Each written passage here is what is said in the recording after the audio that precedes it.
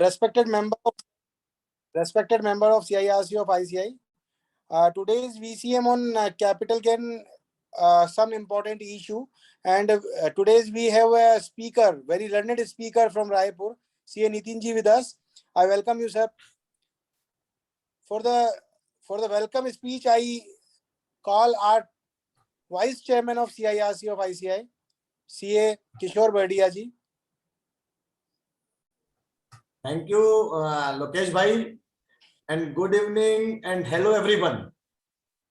Myself, CA Kishore Bhadia, Vice Chairman of CIRC of ICAI, and I am the moderator of today's webinar on capital gain. That is important issues on capital gain. First of all, I would like to welcome our today's speaker, our own members, CA Nitin bhai Goyal. I would also like to welcome our members. Today, we have our own member, Nitin bhai, on this ever hot topic on income tax, that is capital gain, important issues on capital gain. So before we get started, I wanted to take few minutes of your time. And friends, जैसा कि अभी आप सभी जान रहे होंगे कि हमारी ICI का एक सीए करिकुलम पूरा चेंज होने वाला है, और इसके लिए हम लगातार मेंबर से ब्रांचेस के माध्यम से फीडबैक और सजेशंस मंगा रहे हैं, जिसके लिए हम कंटिन्यू आउटरीच प्रोग्राम्स ऑर्गेनाइज कर रहे हैं. फ्रेंड्स, इस पूरी शिक्षा नीति या इस शिक्षण प्रशिक्षण प्रक्रिया को चेंज करने के लिए हमारी इंस्टीट्यूट ने एक नया प्रयास किया है. और चूंकि पहले हम जानते थे कि हम यह मानते थे कि हमारी शिक्षा नीति कैसी होनी चाहिए या क्यों होनी चाहिए, और शायद इस नई शिक्षा नीति का प्रयास यह है कि हम इस शिक्षा नीति को कैसे तकनीकी माध्यम से इंप्लीमेंट करा पाए. तो मेंबर्स, मैं बहुत ज्यादा समय नहीं लेते हुए, before inviting our speakers for his deliberation, I would like to introduce himself. CA Nitin Goyal ji is a practicing chartered accountant at Raipur. He is a fellow member of ICI. He is a qualified company secretary, and he is also qualified cost and management accountant. He is a rank holder in CA final and CS foundation exams. He is practicing IBBI registered valuer for the asset class security and financial assets. He has done his Bachelor of Law from Ravi Shankar University, Raipur. He has done certificate course in GST, FAFD, concurrent audit, and many of the certificate course conducted by the ICAI. He has contributed many articles and write-ups in renowned magazines such as ICICA Journal, Taxman, and Tax Guru.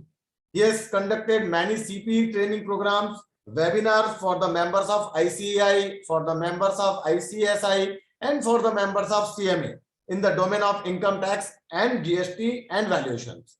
He has a vast experience of handling litigation cases in the domain of direct and indirect taxes. And lastly, he can be reached at his mobile number 87701 32348 32482. So we welcome you, Nitin bhai, for your deliberation.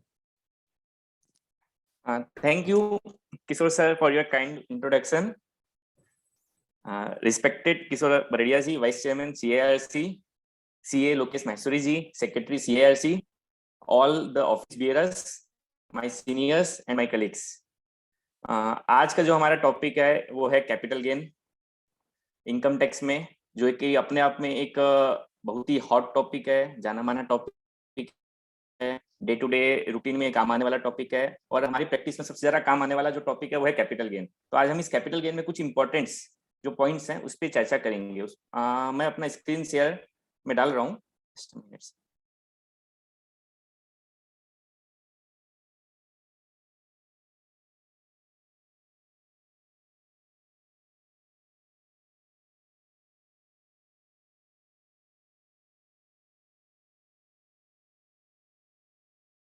मेरा screen visible है?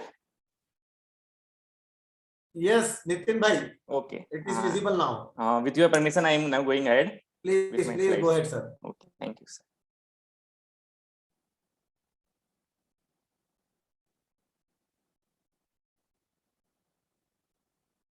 हाँ, सो ये अपना एक broad, आज का जो हम डिस्कशन करेंगे उसका एक ब्रॉड फ्रेमवर्क है कि हम किस किस टॉपिक्स में डिस्कस करेंगे।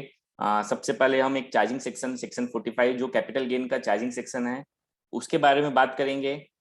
उससे एसोसिएटेड जो डेफिनेशन ऑफ कैपिटल एसेट है उसको डिस्कस करेंगे। Then we will be discussing definition of transfer. Then कुछ एक्सेप्शंस हैं एक जनरल चार्जिंग सेक्शन के, वो हम डिस्कस करेंगे। उसके बाद एक जो मेथड प्रिस्क्राइब्ड है कैपिटल गेन कैलकुलेट करने का वो एक डिस्कशन करेंगे। तो ये हमारा होगा एक बेसिक फ्रेमवर्क। उसके बाद हम 5 स्पेसिफिक इश्यूज डिस्कस करेंगे related to the field of capital gain.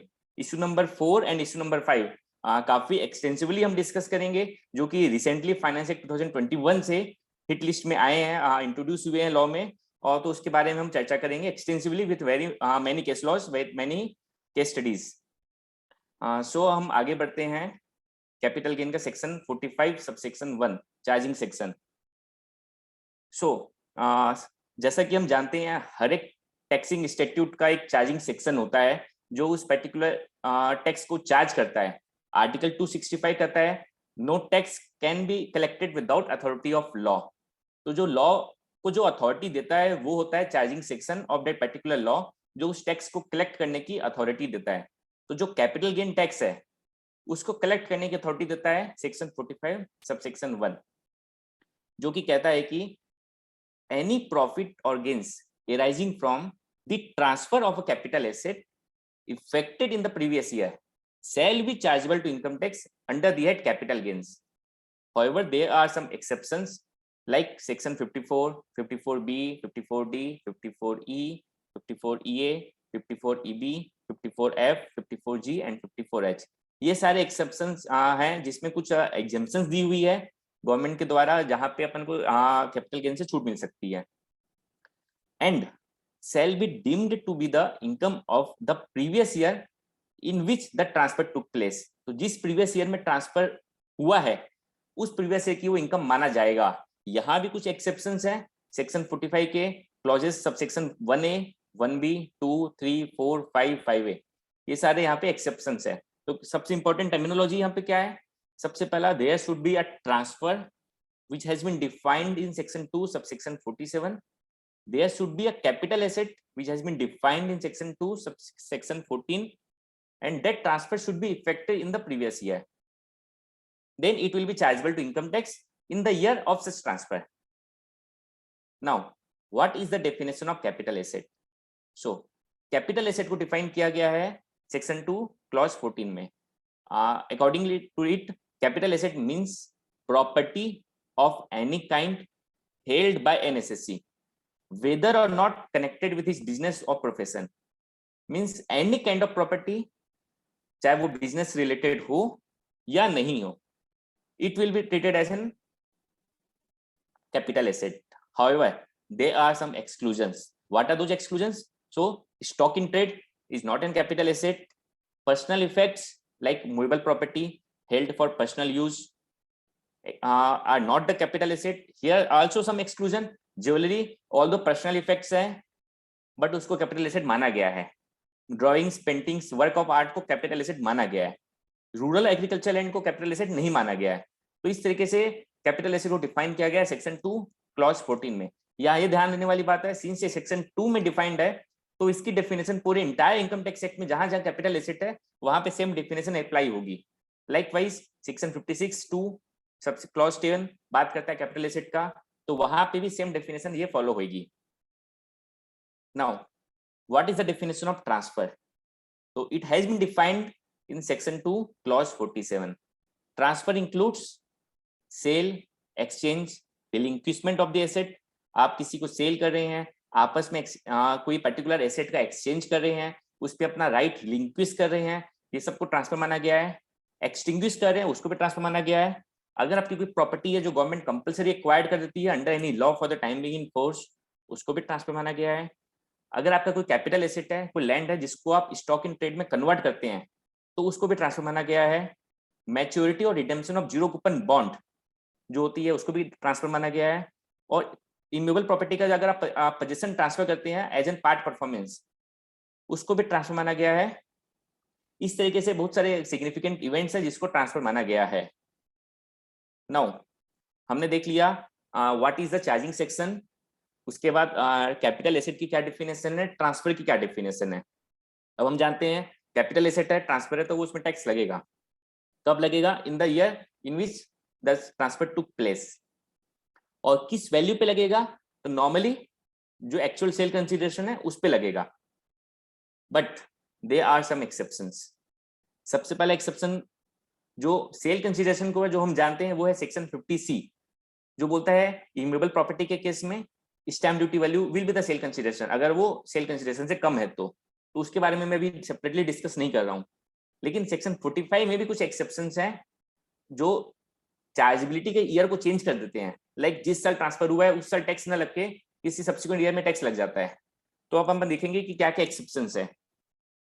तो क्लॉज 1A टू सेक्शन 45 ये कहता है कि अगर आपको अंडर एन इंश्योरेंस अपने इंश्योरर कंपनी से कोई पैसा मिला या कोई एसेट मिला, तो उसको डिम्ड टू बी इनकम मान लिया जाएगा।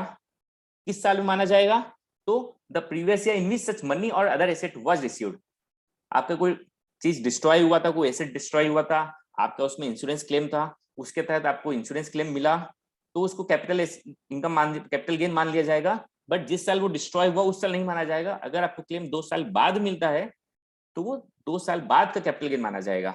और उसके लिए अगर वो आपको कैश मिला तब तो कोई दिक्कत ही नहीं है। अगर कोई प्रॉपर्टी मिली एज एन कंपेंसेशन, तो उस प्रॉपर्टी की जो फेयर मार्केट वैल्यू होगी जिस दिन मिला उस दिन की, उसको सेल कंसीडरेशन माना जाएगा।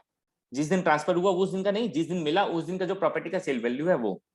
तो ये था subsection 1A to section 45। Now we will see subsection 2 to section 45। जब हम अपने कैपिटल एसेट को स्टॉक इन ट्रेड में कन्वर्ट करते हैं, तो उसको भी जैसा कि हमने देखा था डेफिनेशन में, ट्रांसफर की डेफिनेशन में सेक्शन 2 क्लॉज 47 में, तो उसको ट्रांसफर माना गया था।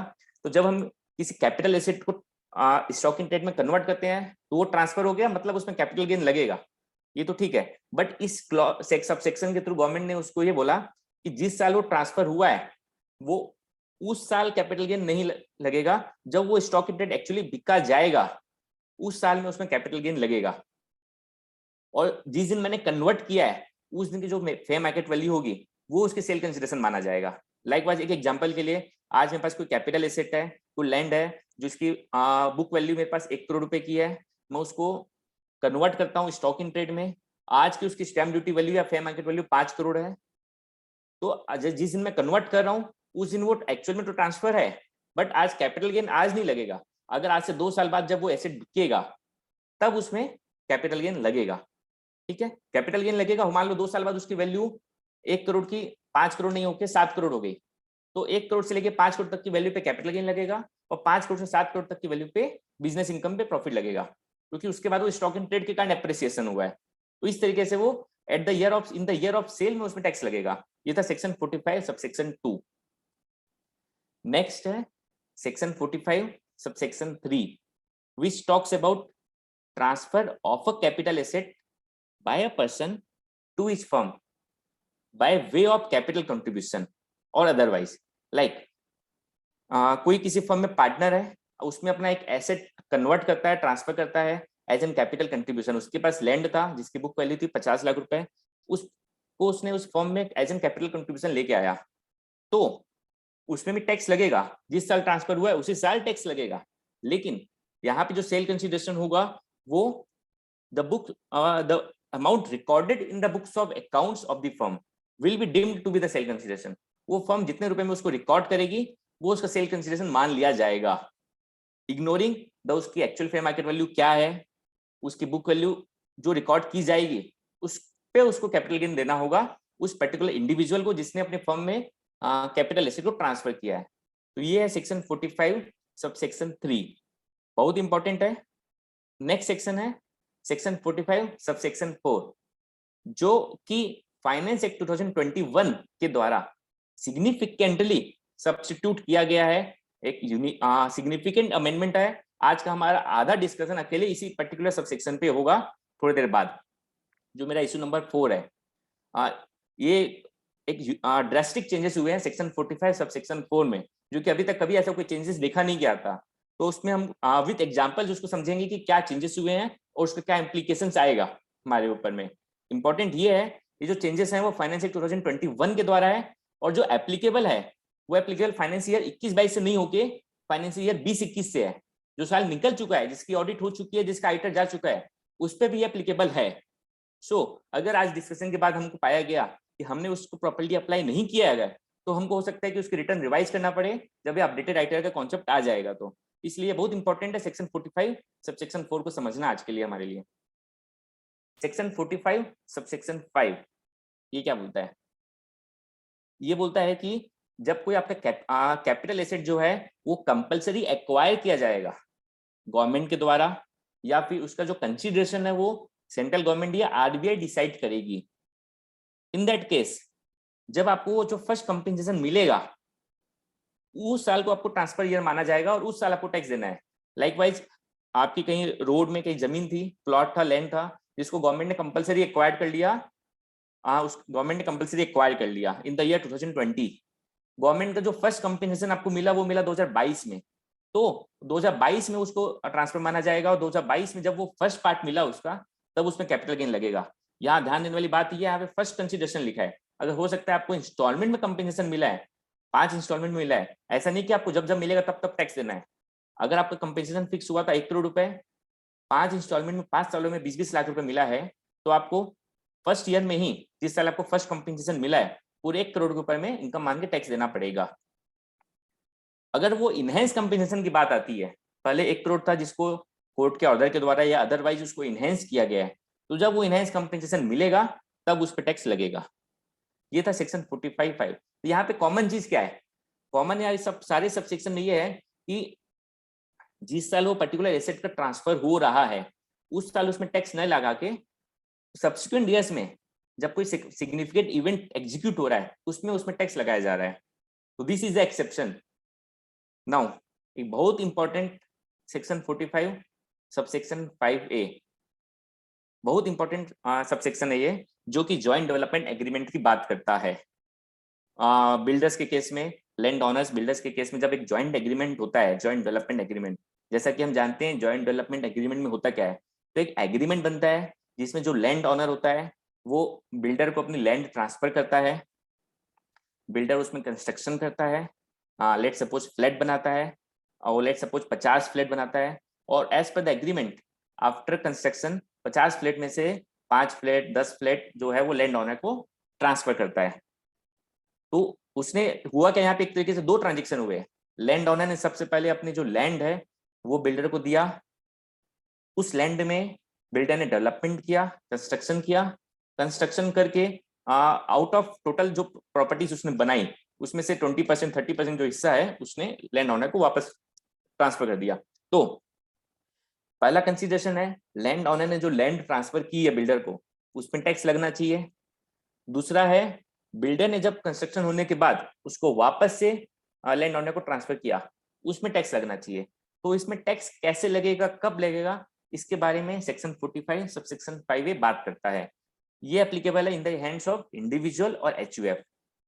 ये बोलता ये है कि where the capital gain arises to an individual और HUF from the transfer of capital asset being land, building और both under a specified agreement, under a specified agreement. Now that specified agreement has been defined as a registered agreement in which a person owning land or building or both agrees to allow another person to develop a real estate project on such land in consideration of a share being land or building or both in such project, whether with or without payment of part payment of consideration in cash। मतलब एक ऐसा agreement जिसमें land transfer हुआ, जिसमें वो development करेगा, development करके उसको कुछ पैसा वापस ट्रांसफर करेगा। यहाँ इंपॉर्टेंट ये है this agreement should be a registered agreement, this agreement should be a registered agreement, this is important. अगर आपका कोई रजिस्टर्ड एग्रीमेंट नहीं है तो यहाँ पे वो नहीं आ पाएगा। नाउ इसमें होगा क्या, तो सीरियल रो नंबर 4 देखेंगे आप, the capital gain shall be chargeable to income tax as income of the previous year in which the certificate of completion for the whole or part of the project is issued by the competent authority. मतलब जब उस project का completion certificate issue हो जाएगा उस साल में उसमें आपको कैपिटल गेन देना है। ऐसा नहीं कि आज मैंने लैंड ट्रांसफर किया तो मेरे को उसमें आज ही कैपिटल गेन देना है, आज तो मेरे को कुछ पैसा मिला ही नहीं लैंड के अगेंस्ट में। पैसा कब मिलेगा? जब वो प्रॉपर्टी कंप्लीट हो जाएगा, जब वो कंस्ट्रक्शन कंप्लीट हो जाएगा। तो इसके लिए उन्होंने ये बोला कि जब वो सर्टिफिकेट ऑफ कंप्लीशन मिलेगा हमको तब उसमें अपने को टैक्स देना है, उस साल का वो ट्रांसफर माना जाएगा। And for the purpose of section 48 जो स्टैम्प ड्यूटी वैल्यू जो हमको हिस्सा मिला है उसकी जो स्टैम्प ड्यूटी वैल्यू है वो सेल कंसीडरेशन माना जाएगा। एग्जांपल से समझे, एक बिल्डर के पास लेट सपोज 1 एकड़ की लैंड थी जिसकी आज की जो बुक वैल्यू है वो उसके पास 1 करोड़ की थी, आज की स्टैम्प ड्यूटी वैल्यू 5 करोड़ की है। ईयर 2022 में उसने अपने एक डेवलपर को एक रजिस्टर्ड एग्रीमेंट के थ्रू ट्रांसफर कर दिया। एक पॉसिबिलिटी था अगर अपन सेक्शन 45 सब सेक्शन 5 में नहीं होता तो हो सकता था कि इसमें आज ही टैक्स लग जाता उस बिल्डर के ऊपर में, आज ही उसको टैक्स देना पड़ जाता इस पर्टिकुलर ट्रांजेक्शन पे। बट यहाँ पे एक्चुअली तो उसको कुछ रियलाइज अभी हुआ ही नहीं है, अभी तो उसमें अगले 3 साल तक वो जो डेवलपर है बिल्डर है उसमें डेवलपमेंट करेगा, डेवलपमेंट करने के बाद उसको जो फ्लैट है वो मिलेगा। इसलिए गवर्नमेंट ने बोला आप उसमें आज टैक्स मत दो, जब वो डेवलपमेंट कंप्लीट हो जाएगा और जब कंप्लीशन सर्टिफिकेट इशू हो जाएगा तब आपको उसमें टैक्स देना है। ठीक है, अब उस समय जो आपको इनका पार्ट मिलेगा वापस उस डेवलपर से, या तो आपको कैश मिलेगा पूरा का पूरा पैसा या फिर कुछ फ्लैट मिलेंगे वापस। अगर कैश मिला तो उसकी जो वैल्यू है वो, और अगर फ्लैट मिला तो जो फ्लैट की स्टैम्प ड्यूटी वैल्यू है उस समय की वो उसका कंसीडरेशन माना जाएगा और आपकी जो लैंड की कॉस्ट है उसमें से माइनस करके आपको कैपिटल गेन उसमें देना पड़ेगा। कब देना पड़ेगा? तो जिस साल आपको उसमें से कंप्लीशन सर्टिफिकेट इशू होगा उस साल। बट अगर आपने उस प्रोजेक्ट को जो शेयर है उसको पहले ही ट्रांसफर कर दिया तो जब आप उसका शेयर ट्रांसफर करोगे उस साल आपको उसमें टैक्स देना पड़ेगा। Now we will see some next. तो अभी तक हमने सेक्शन 45 subsection 1 along with 5 to 6 exceptions to this particular subsection देखा। तो ये था मेरा सेक्शन 45 जो चार्जिंग सेक्शन की बात करता है। In general in the year of transfer आपको टैक्स देना है। सम एक्सेप्शंस आर देयर जिसमें ट्रांसफर के सालों में ना देके सब्सिक्वेंट ईयर्स में टैक्स देना पड़ेगा। जैसा कि हमने डिस्कस किया कंपल्सरी एक्विजिशन के केस में, इंश्योरेंस क्लेम के केस में, transfer of property to a partnership firm के केस में, conversion of capital asset into stock in trade के केस में अलग अलग पॉसिबिलिटीज हैं। जॉइंट डेवलपमेंट एग्रीमेंट के केस में अलग पॉसिबिलिटीज हैं जहां पे कुछ एक्सेप्शंस दिए गए हैं जिसके आधार पे वो टैक्स लगेगा वहां पे। नाउ वी विल सी कि कैपिटल गेन लगाने का कंप्यूटेशन का आधार क्या है, क्या मेथड है, कैसे लगता है। हमने सबने लगा रखा है अपने प्रैक्टिकली अपने लाइफ में, बट हम जस्ट एक आज आगे के डिस्कशन को फर्दर बढ़ाने के लिए इसमें ओवरसाइट करेंगे। वी विल सी सबसे पहले हम एक सेल कंसीडरेशन डिसाइड करते हैं सेक्शन 48 के according. Sale consideration section 48 read with section 45 read with 50C 50CA जो भी स्पेशल प्रोविजन है उसके आधार पे सेल कंसीडरेशन देखा जाएगा। अगर वो नॉर्मल क्लॉजेस में कवर होता है तो जितने में आप बेच रहे हैं that will be the sale consideration. अगर कोई एक्सेप्शन है like stamp duty value, fair market value, जो भी एक्सेप्शंस है वो सेल कंसीडरेशन माना जाएगा। उसमें से उस पर्टिकुलर सेल को करने के लिए कुछ खर्चे हुए हैं वो माइनस होंगे। जो आपने एसेट बेचा है उसकी जो कॉस्ट है वो माइनस होगी। अगर वो लॉन्ग टर्म एसेट है तो उसकी इंडेक्सेशन बेनिफिट मिलेगा। आपने उस एसेट को बनाने के लिए कुछ इंप्रूवमेंट किया है, सब्सिक्वेंट इंप्रूवमेंट किया है तो वो भी माइनस होगा उसके कॉस्ट। और अगर वो लॉन्ग टर्म एसेट है तो उसका इंडेक्सेशन भी मिलेगा अपने को, इंडेक्स कॉस्ट माइनस होगी। उसके बाद जो बचेगा वो मेरा कैपिटल गेन होगा। That will be either short term or the long term. Long term short term अलग क्राइटेरिया है, उस पर मैं आज डिस्कशन नहीं करूंगा। इन जनरल अपना अगर देखें शेयर्स के केस में अगर वो 12 महीने से ज्यादा का पीरियड ऑफ होल्डिंग है तो उसको लॉन्ग टर्म माना जाता है। इमूवेबल प्रॉपर्टी के केस में वही 12 महीना 24 महीना हो जाता है। 24 महीने से ज्यादा आपने रखा है तो वो लॉन्ग टर्म माना जाता है, otherwise short term. All other cases में, ऑल अदर एसेट्स के केस में वो 36 महीना माना जाता है। 36 महीने से ज्यादा आपने रखा है तो वो लॉन्ग टर्म। तो ये एक जनरल फेनोमेना है कैलकुलेशन करने का। अब इसके बाद हम आएंगे आज का जो हमारा स्पेसिफिक एजेंडा है डिस्कशन करने का, इस इंपॉर्टेंट इश्यूज। तो अब हम इश्यूज पे आएंगे। हमने एक बेसिक फ्रेमवर्क अभी तक डिस्कस कर लिया, अब उस हम बेसिक फ्रेमवर्क को अप्लाई करेंगे कुछ सेलेक्टेड इश्यूज में। देयर आर मल्टीपल इश्यूज जो कि 2 घंटे के सेशन में कवर नहीं किए जा सकते, but I tried my best कि हम कुछ जो इंपॉर्टेंट इश्यूज हैं जो हम डे टू डे अफेयर में काम ले सकते हैं, या फिर जो रिसेंटली इंट्रोड्यूस हुए हैं उस पर हम आज एक लाइट डालेंगे।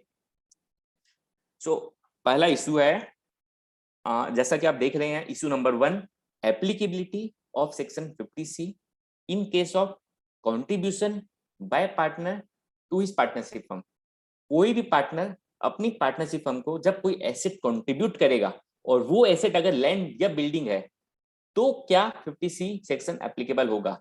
अभी हमने देखा था कौन से सेक्शन में, 45 सबसेक्शन 3 में क्या देखा था हमने कि जब कोई पार्टनर अपनी पार्टनरशिप फर्म में कैपिटल एसेट को ट्रांसफर करेगा तो उसको कैपिटल गेन देना होगा। कब देना होगा? जिस साल ट्रांसफर किया उस साल। वहां पे क्या लिखा हुआ था? Amount recorded in the books of accounts of the firm shall be deemed to be the sale consideration। जो फर्म की बुक्स में जो अमाउंट रिकॉर्ड किया गया है उसको उसने सेल कंसिडरेशन माना था। हम एक जानते हैं, एक जनरल सेक्शन है सेक्शन 50C, जो क्या बोलता है कि जब भी कोई कैपिटल एसेट अगर वो लैंड बिल्डिंग है ट्रांसफर होगा और जो उसकी एक्चुअल सेल कंसिडरेशन है वो जो कि कम है स्टैम्प ड्यूटी वैल्यू से, तो उस स्टैम्प ड्यूटी वैल्यू को सेल कंसिडरेशन माना जाएगा। तो अब सवाल क्या खड़ा हुआ? The mood question before us is, अगर कोई लैंड बिल्डिंग पार्टनर से पार्टनरशिप फर्म में ट्रांसफर हुआ है एज एन कैपिटल कंट्रीब्यूशन, तो क्या सेक्शन 45 सबसेक्शन 3 प्रिवेल करेगा या सेक्शन 50C प्रिवेल करेगा? विच सेक्शन विल प्रिवेल? अगर 45(3) लगेगा तो जो फर्म जो भी वैल्यू रिकॉर्ड करेगी वो सेल कंसिडरेशन माना जाएगा, पार्टनर को उस वैल्यू पे टैक्स देना है।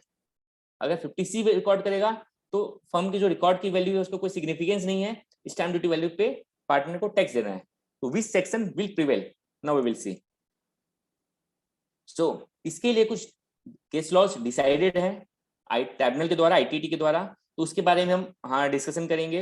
ये एक कॉन्टेसियस इशू है, डिस्प्यूटेड इशू है, बट जो केस लॉज कुछ डिसाइडेड है जिसमें उनकी जो रीजनिंग है वो साउंड साबित होती है, इसलिए अपन उसको फॉलो किया जा सकता है subject to own risk.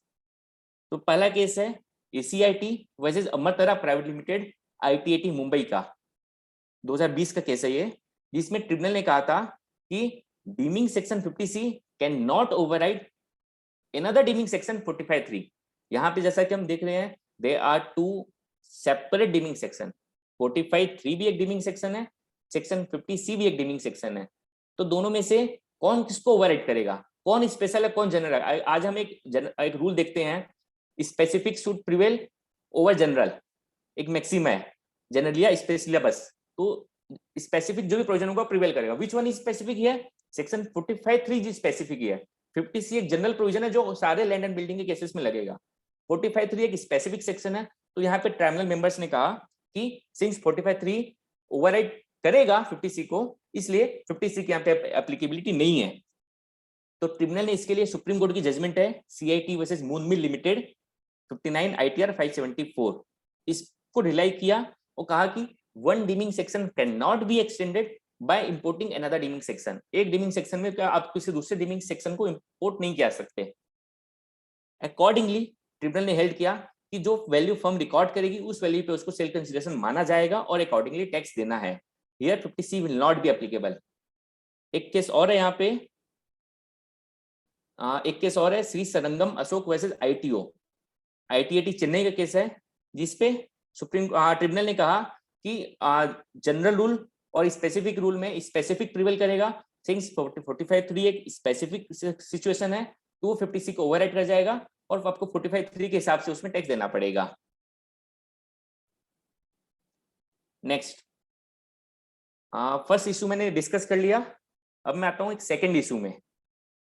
Issue number 2 जो बोलता है कि can the dimming fiction of section 50C, जैसे कि हम जानते हैं 50C एक डीमिंग फिक्शन है, डीम्ड करता है स्टैम्प ड्यूटी वैल्यू को सेल कंसीडरेशन पे, क्या इसका इम्प्लीकेशन सेक्शन 54(F) में इंपोर्ट किया जा सकता है? 54(F) क्या बोलते हैं? आपको एग्जेम्पशन देते हैं कि आप लेट सपोज जो कैपिटल गेन है उसको इन्वेस्ट कर देंगे किसी प्रॉपर्टी में। आपने कोई बिल्डिंग बेचा है, उसमें आपको कैपिटल गेन आया, उस कैपिटल गेन को आप इंपोर्ट करेंगे, उस कैपिटल गेन को आप जब इन्वेस्ट करेंगे किसी प्रॉपर्टी में तो आपको एग्जेम्पशन मिल जाएगी। 54(F) बोलता है कोई भी प्रॉपर्टी आप बेचेंगे, अगर आप उसको आप बिल्डिंग खरीदते हैं, रेसिडेंशियल प्रॉपर्टी खरीदते हैं, तो आपको उसमें एग्जेम्पशन मिलेगा ये 54F बात करता है। तो क्या 50C का यहाँ पे कंसिडरेशन दिखा जाएगा, ऐसा क्यों सामने आया? फॉर एग्जाम्पल, आपने कोई प्रॉपर्टी बेचा 1 करोड़ रुपए में, एक्चुअल सेल कंसिडरेशन है उसका 1 करोड़ रुपए, 50C के पर्पज से उस प्रॉपर्टी की स्टैम्प ड्यूटी वैल्यू है 3 करोड़ रुपए। 50C सेक्शन तो उसमें 3 करोड़ के हिसाब से टैक्स लगा रहा है, सेल कंसिडरेशन 3 करोड़ मान रहा है, ठीक है। बट जब आप 54 में जाएंगे, उसको प्रॉपर्टी रेसिडेंशियल प्रॉपर्टी वापस से आप खरीदने जाएंगे, तो उसके लिए क्या देखा जाएगा? क्या आपको उसमें जो नेट आपका जो कैपिटल गेन है वो इन्वेस्ट करना पड़ेगा 54F के लिए, या फुल कंसिडरेशन जब 54F फुल की बात करता है तो जो इंटायर सेल वैल्यू जो 1 करोड़ है वो इन्वेस्ट करना पड़ेगा, या फिर जो इसकी स्टैम्प ड्यूटी वैल्यू है 5 करोड़ वो इन्वेस्ट करना पड़ेगा? तो इसके लिए एक ITT इंदौर का केस है, धनवीर सिंह गंभीर का, ITT इंदौर का, जिसमें उसने कहा कि 54 जो एग्जाम्पशन है कंप्लीट कोड इटसेल्फ में है, 50C में आप इंपोर्ट नहीं किया जा सकता। 50C एक सेपरेट सेक्शन है, जो 54F के पर्पस से जो एक्चुअल सेल कंसिडरेशन है वही माना जाएगा for the purpose of section 54। और अगर आप एक्चुअल सेल कंसिडरेशन को इन्वेस्ट कर देते हैं तो आपको उसमें एग्जाम्पशन मिल जाएगा, ऐसा नहीं कि आपको पूरा का पूरा स्टैम्प ड्यूटी वैल्यू इन्वेस्ट करना पड़े। एक केस लॉ और है यहाँ पे, ITT मुंबई का ऋषिकेश डी पाई के केस, उन्होंने भी सिमिलरली स्टैंडिंग यहाँ पे लिया। सो मेरा थर्ड इशू है अब, can deeming section 50 be extended to restrict deduction under section 54F? एक डीमिंग सेक्शन 50 भी है apart from section 50C, there is another deeming section which is section 50, can it be extended to restrict deduction under section 54F etcetera? Section 50 क्या बोलता है? Section 50 बात करता है depreciable asset की, डेप्रिसिएबल एसेट की। वहां ये बोलता है अगर कोई आपका जो एसेट है वो forming part of block of asset है, यानी कि डेप्रिसिएबल एसेट है, तो एक अलग मेथोडोलॉजी देता है डेप्रिसिएशन कैलकुलेट करने का। वो मेथोडोलॉजी क्या देता है? अगर वो ब्लॉक में से सेल हुआ तो उस ब्लॉक में से उसकी वैल्यू सेल कंसिडरेशन जो है वो माइनस करोगे। लेट सपोज आपका कोई बिल्डिंग का ब्लॉक है जिसमें 5 अलग अलग प्रकार की बिल्डिंग है, जिसकी आज के दिन में WTV 5 करोड़ की है, उसमें से कोई एक एसेट आपने उठा के 2 करोड़ में बेचा, तो जो 2 करोड़ में आपने बेचा वो 2 करोड़ की वैल्यू उस ब्लॉक में से माइनस हो जाएगी नॉर्मली। और अगर उसमें ब्लॉक की वैल्यू फिर भी एग्जिस्ट करती है या फिर कोई ना कोई एसेट उसमें एग्जिस्ट करता है तो आपको कोई कैपिटल गेन नहीं आएगा। अदरवाइज उसमें कैपिटल गेन आएगा अगर वो लेट सपोज 5 एसेट थे, 5 करोड़ की उसकी WTV थी, आपने उसमें से 3 एसेट बेचा 7 करोड़ का, सिंस अभी ब्लॉक की वैल्यू खत्म हो रही है तो उसमें 2 करोड़ का आपको कैपिटल गेन आएगा, या फिर ब्लॉक इटसेल्फ खत्म हो जाता है तो उसमें कैपिटल गेन आएगा। ये बात करता है सेक्शन 50। कैपिटल गेन का नेचर क्या होगा? तो वो होगा short term capital gain according to section 50। तो सेक्शन 50 सारे डिप्रेसिबल एसेट को शॉर्ट टर्म मानता है और शॉर्ट टर्म कैपिटल गेन उसमें लगाता है। अब हम देखेंगे सेक्शन 54F। 54F क्या बोलता है? लॉन्ग टर्म कैपिटल एसेट के केस में ही 54F का बेनिफिट लिया जा सकता है। अगर आपका कोई long term capital asset transfer होता है, 54 भी यही बोलता है, अगर कोई आपके long term residential property transfer होती है तो प्रॉपर्टी खरीद के उसका बेनिफिट ले सकते हैं। अब सवाल ये खड़ा हुआ कि क्या कोई एसेट है जो बिल्डिंग है जो forming part of the block of asset है वो ट्रांसफर होता है और वो आपके पास ब्लॉक 5 साल से है वो एसेट, तो क्या सेक्शन 50 के कारण उसको शॉर्ट टर्म मानते हुए 54F का बेनिफिट या सेक्शन 54 का बेनिफिट आप नहीं ले सकते या लिया जा सकता है? तो इस पे एक जनरल इंटरप्रिटेशन ये निकली कि बेनिफिट लिया जाना चाहिए, क्योंकि जो सेक्शन 50 है वो एक डीमिंग फिक्शन है जो सिर्फ कंप्यूटेशन तक सीमित है। कि वो कैपिटल गेन का नेचर क्या होगा, शॉर्ट टर्म होगा लॉन्ग टर्म होगा, वो एक उसके डीमिंग फिक्शन के द्वारा उन्होंने तय किया है। वो आपकी पीरियड ऑफ होल्डिंग डिफाइन नहीं करता, वो एक डीमिंग फिक्शन के द्वारा उसको शॉर्ट टर्म कर दिया गया है। But for the purpose of section 54 और 54F, सेक्शन 50 के जो भी मैकेनिज्म है वो लागू नहीं होंगे और वहां पे अगर उस एसेट का एक्चुअल नेचर देखा जाएगा, अगर वो लॉन्ग टर्म है तो आप उसका बेनिफिट ले सकते हैं।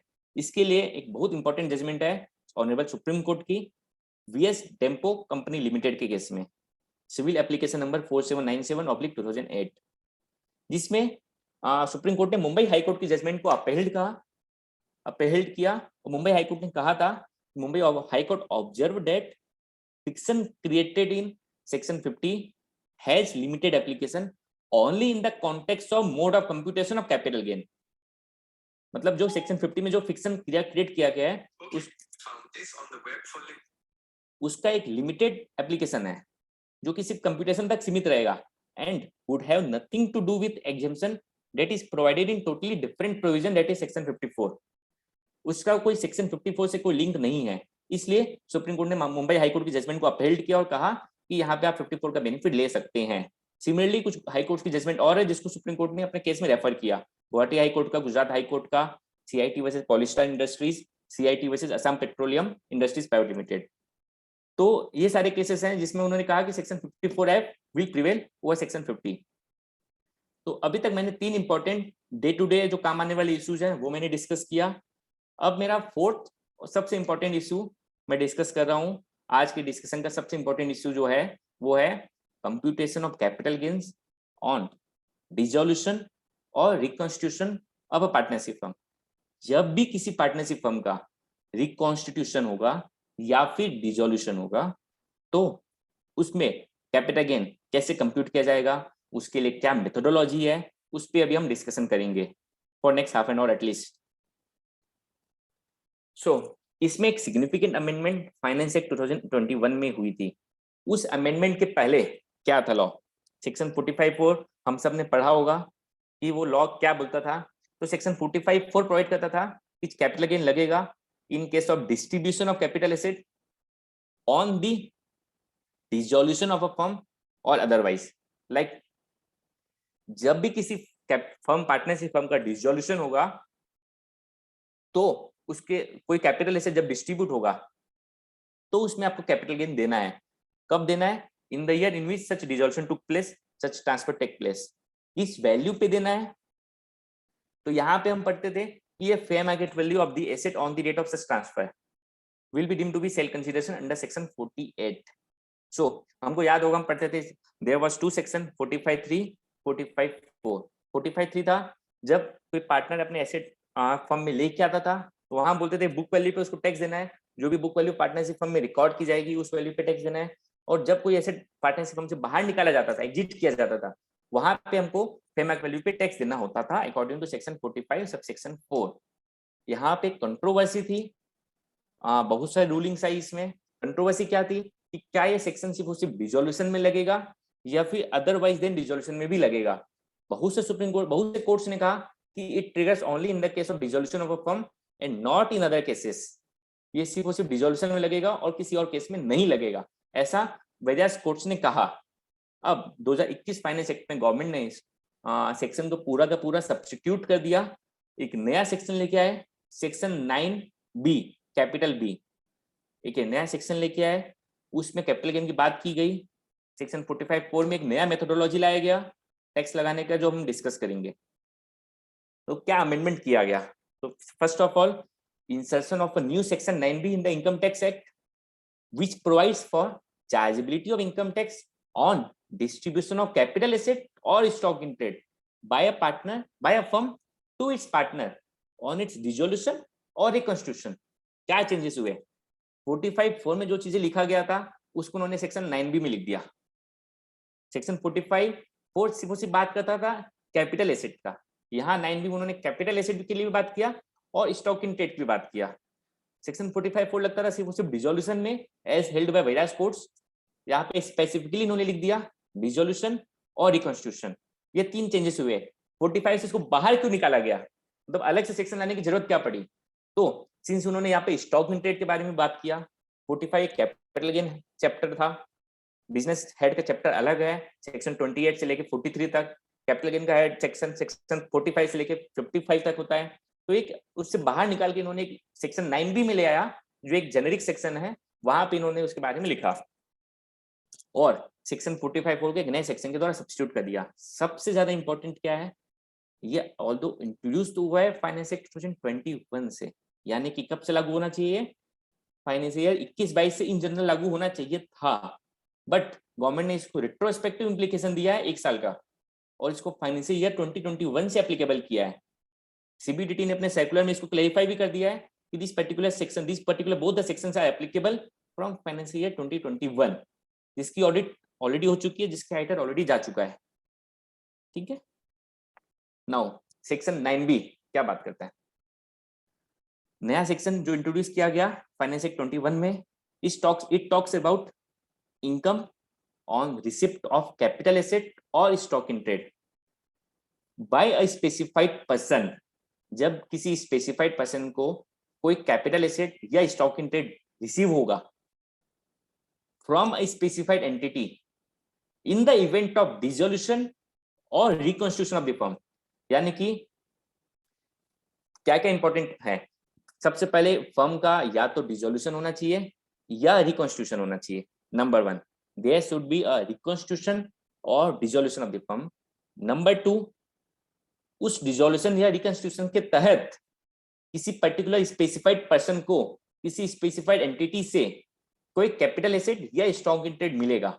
स्पेसिफाइड एंटिटी का मतलब क्या हुआ, in general partnership firm, although it includes partnership firm, AOP, BOI, all this things, but हम अपने पूरे डिस्कशन के लिए इसको पार्टनरशिप फर्म मान के चलेंगे। स्पेसिफाइड पर्सन मींस पार्टनर, यानी कि जब किसी फर्म से किसी पार्टनर को कोई कैपिटल एसेट या स्टॉक इन ट्रेड मिलेगा इन the event of its dissolution or reconstitution, तो ये सेक्शन 9B लगेगा।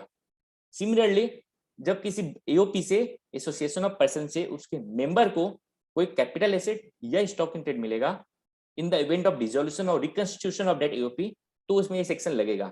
सिमिलरली बीओआई के केस में भी लगेगा। ठीक है, अब यहाँ पे अब अपने को देखना है कि रिकॉन्स्टिट्यूशन का मतलब क्या है। सबसे पहले तो डिसोल्यूशन हम जानते हैं, डिसोल्यूशन मतलब फर्म का डिसॉल्व होना, फर्म वाइंड अप होना, फर्म का क्लोज होना। This is the meaning of dissolution. Now what is the meaning of reconstitution? Reconstitution को उन्होंने सेपरेटली यहाँ पे एक्सप्लेनेशन के थ्रू डिफाइन किया है, जिसमें उसने कहा है admission of a partner, retirement of a partner, या फिर change in profit sharing ratio. ये तीनों में से कोई भी एक केस ट्रिगर हो जाता है जब भी कभी कोई पार्टनर फर्म में एडमिशन लेगा, एडमिट होगा, या फिर फर्म से बाहर जाएगा, रिटायरमेंट लेगा, या फिर जब भी कभी कोई प्रॉफिट शेयरिंग रेशियो चेंज होगा, पीएसआर चेंज होगा, तब उसको रिकॉन्स्टिट्यूशन कहा जाएगा और तब सेक्शन 9B लगेगा। या फिर जब कोई फर्म का डिसोल्यूशन होगा तब सेक्शन 9B लगेगा। नाउ सेक्शन 9B क्या करता है, इसके बारे में क्यों लगेगा, क्या लगेगा, तो अपन डिस्कस करते हैं। ये बोलता है कि इस पर्टिकुलर जो रिसिप्ट, जो पार्टनर को जो एसेट मिला है, जो कैपिटल एसेट मिला है या जो स्टॉक इन ट्रेड मिला है in the event of dissolution or reconstitution, उसको फर्म के हैंड में डिम्ड ट्रांसफर मान लिया जाएगा और फर्म को उसमें टैक्स देना है। कौन से साल में देना है? In the year of transfer. जिस साल फर्म ने अपने पार्टनर को एसेट ट्रांसफर किया उस साल उसको फर्म के हैंड में डीम्ड ट्रांसफर मान लिया जाएगा और फर्म विल हैव टू पे कैपिटल गेन और business profit on that particular amount. अगर वो कैपिटल एसेट ट्रांसफर हुआ है तो कैपिटल गेन जो हेड है, चैप्टर है, सेक्शन 45 से लेके सेक्शन 55 तक पूरा का पूरा एप्लीकेबल होगा। उसके हिसाब से उसमें कैलकुलेट होगा कैपिटल गेन। नॉर्मल जो भी सिस्टम है कैपिटल गेन कैलकुलेट करने का, 45 read with section 48, 49 capital gain calculate होगा। और जिस साल में वो एसेट ट्रांसफर हुआ है या कि जिस साल में उस पार्टनर को एसेट मिला है उस साल में उसको फर्म को टैक्स देना है, पार्टनर को टैक्स नहीं देना है। यहाँ पे point to be noted here, the partner need not pay the taxes. Who has to pay the tax? The firm has to pay the tax. Now अगर वो कैपिटल एसेट नहीं है, अगर वो स्टॉक इन ट्रेड है तो कौन tax देगा? तब भी फर्म ही टैक्स देगी, लेकिन वो बिजनेस हेड में कैलकुलेट होगा और बिजनेस हेड में उसको कैलकुलेट होके बिजनेस हेड में बिजनेस इनकम बनेगा, वो उसके ऊपर फर्म टैक्स देगी, उसको डीम ट्रांसफर मान लिया जाएगा। तो क्या नया आया? पहले सेक्शन 45 सब सेक्शन 4 में सिर्फ वो सिर्फ कैपिटल एसेट की बात करता था, सिर्फ वो सिर्फ डिसोल्यूशन की बात करता था। अब यहाँ capital asset, stock in trade दोनों की बात कर रहा है, डिसोल्यूशन रिकॉन्स्टिट्यूशन की स्पेसिफिकली बात कर रहा है। ओके, सेक्शन 9B अब जो बोलता है अगर वो कैपिटल एसेट है तो उसके ऊपर सेक्शन 45 एप्लीकेबल हो जाएगा और 45 के हिसाब से उसके ऊपर कैपिटल गेन लगेगा और सेक्शन 49 के हिसाब से उसको कॉस्ट ऑफ एक्विजिशन वगैरह सब मिल जाएगा। ठीक है, और अगर वो स्टॉक इन ट्रेड है तो सेक्शन 28 अप्लाई होगा। 28 के हिसाब से उसको जो उसका परचेस कॉस्ट है वो माइनस हो जाएगा और उसके ऊपर उसको बिजनेस इनकम माना जाएगा। तो ये था मेरा section 9B। Section 9B is very small. जो सेक्शन 45(4) था वो as it is section 9B में आ गया विद सम एडिशंस। बस इतना ही है सेक्शन 9B में। सिग्निफिकेंट चेंज हुआ कहाँ है? तो सिग्निफिकेंट चेंज हुआ है सेक्शन 45 सब सेक्शन 4 में। यहाँ पे क्या चेंज हुआ है? तो section 45 subsection 4 talks about capital gain on distribution of money or capital asset. Distribution of money or capital asset, यहाँ पे स्टॉक इन ट्रेड की बात नहीं की जा रही है, point to be noted.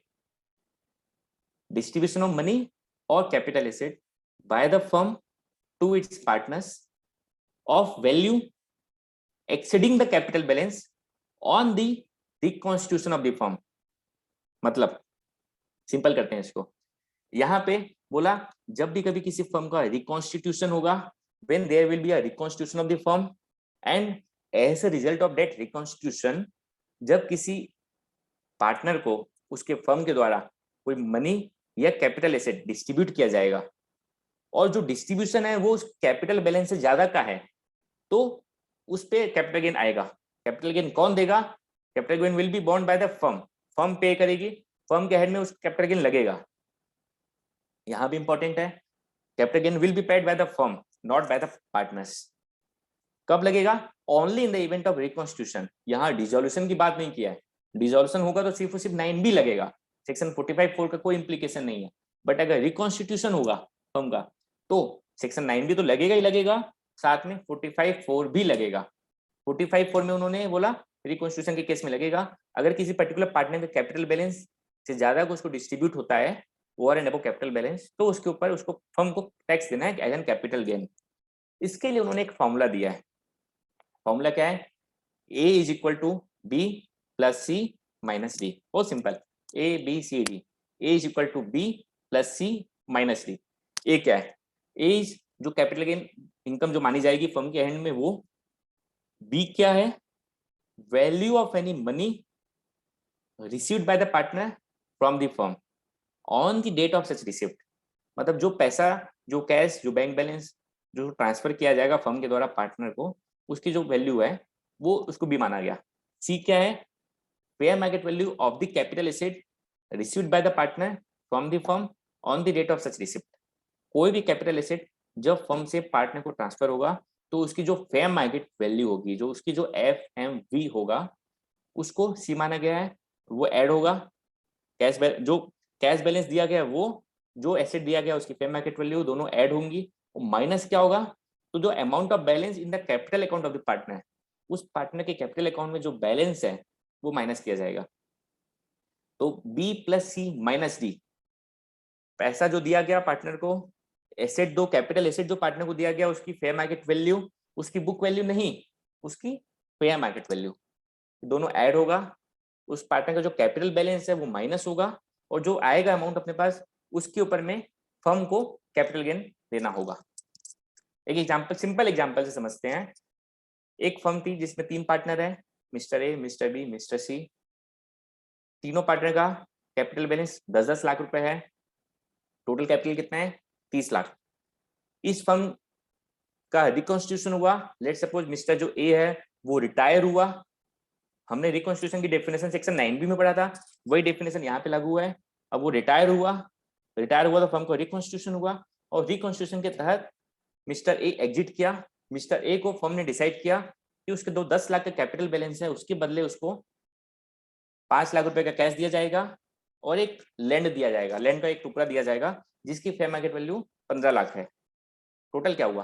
15 lakh का उसको लैंड मिला, 5 लाख का कैश मिला, 15 lakh plus 5 lakh 20 lakh minus capital balance कितना है? 10 lakh, which comes to ₹10 lakh. 5 plus 15 minus 10, 20 minus 10 is equal to 10 lakh. 10 lakh रुपए का कैपिटल गेन आएगा फर्म के ऊपर में, फर्म को इसके ऊपर में टैक्स देना है। यहाँ पे इंपॉर्टेंट पॉइंट क्या है? The important thing is this section 45 subsection 4 is in addition to section 9B। Clarify किया गया CBDT के द्वारा कि there will be simultaneous application of section 9B as well as section 45 subsection 4 in case of receipt of capital asset by a partner from its firm on its reconstitution। Firm का सिर्फ dissolution होता है तो सिर्फ section 9B लगेगा, 45(4) नहीं लगेगा। अगर फर्म का रिकॉन्स्टिट्यूशन होता है और रिकॉन्स्टिट्यूशन के तहत पार्टनर को सिर्फ और सिर्फ कैश बैलेंस डिस्ट्रीब्यूट किया जाता है, बैंक बैलेंस डिस्ट्रीब्यूट किया जाता है, तो 9B नहीं लगेगा, सिर्फ और सिर्फ 45(4) लगेगा, क्योंकि cash balance, bank balance is not a capital asset.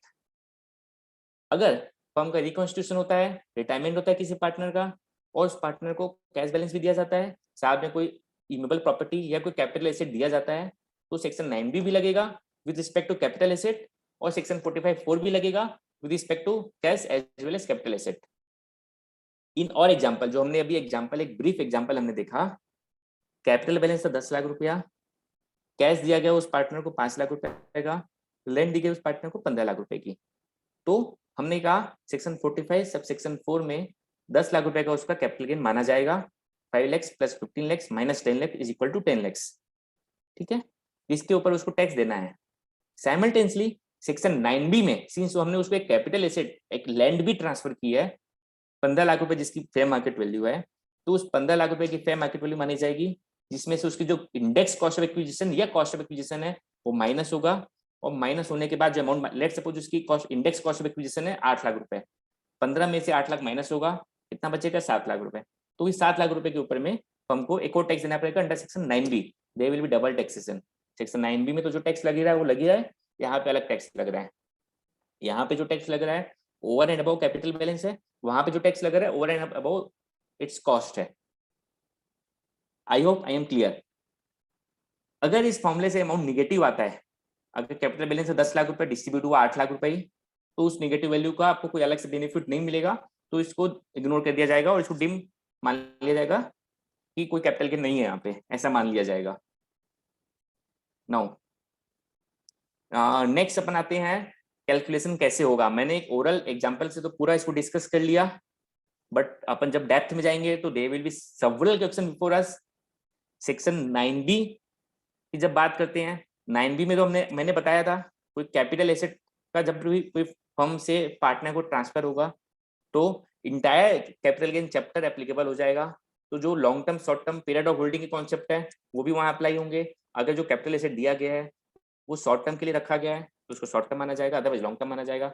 But यहाँ इस केस में सेक्शन 45 सब सेक्शन 4 के केस में जो ये कैपिटल गेन आ रहा है ये लॉन्ग टर्म होगा या शॉर्ट टर्म होगा, ये इसमें सेक्शन के बारे में कोई, इसके बारे में कोई बात नहीं किया। इसमें सेपरेट रूल्स हैं जो इसके बारे में बताते हैं, जो हम आगे डिस्कस करेंगे।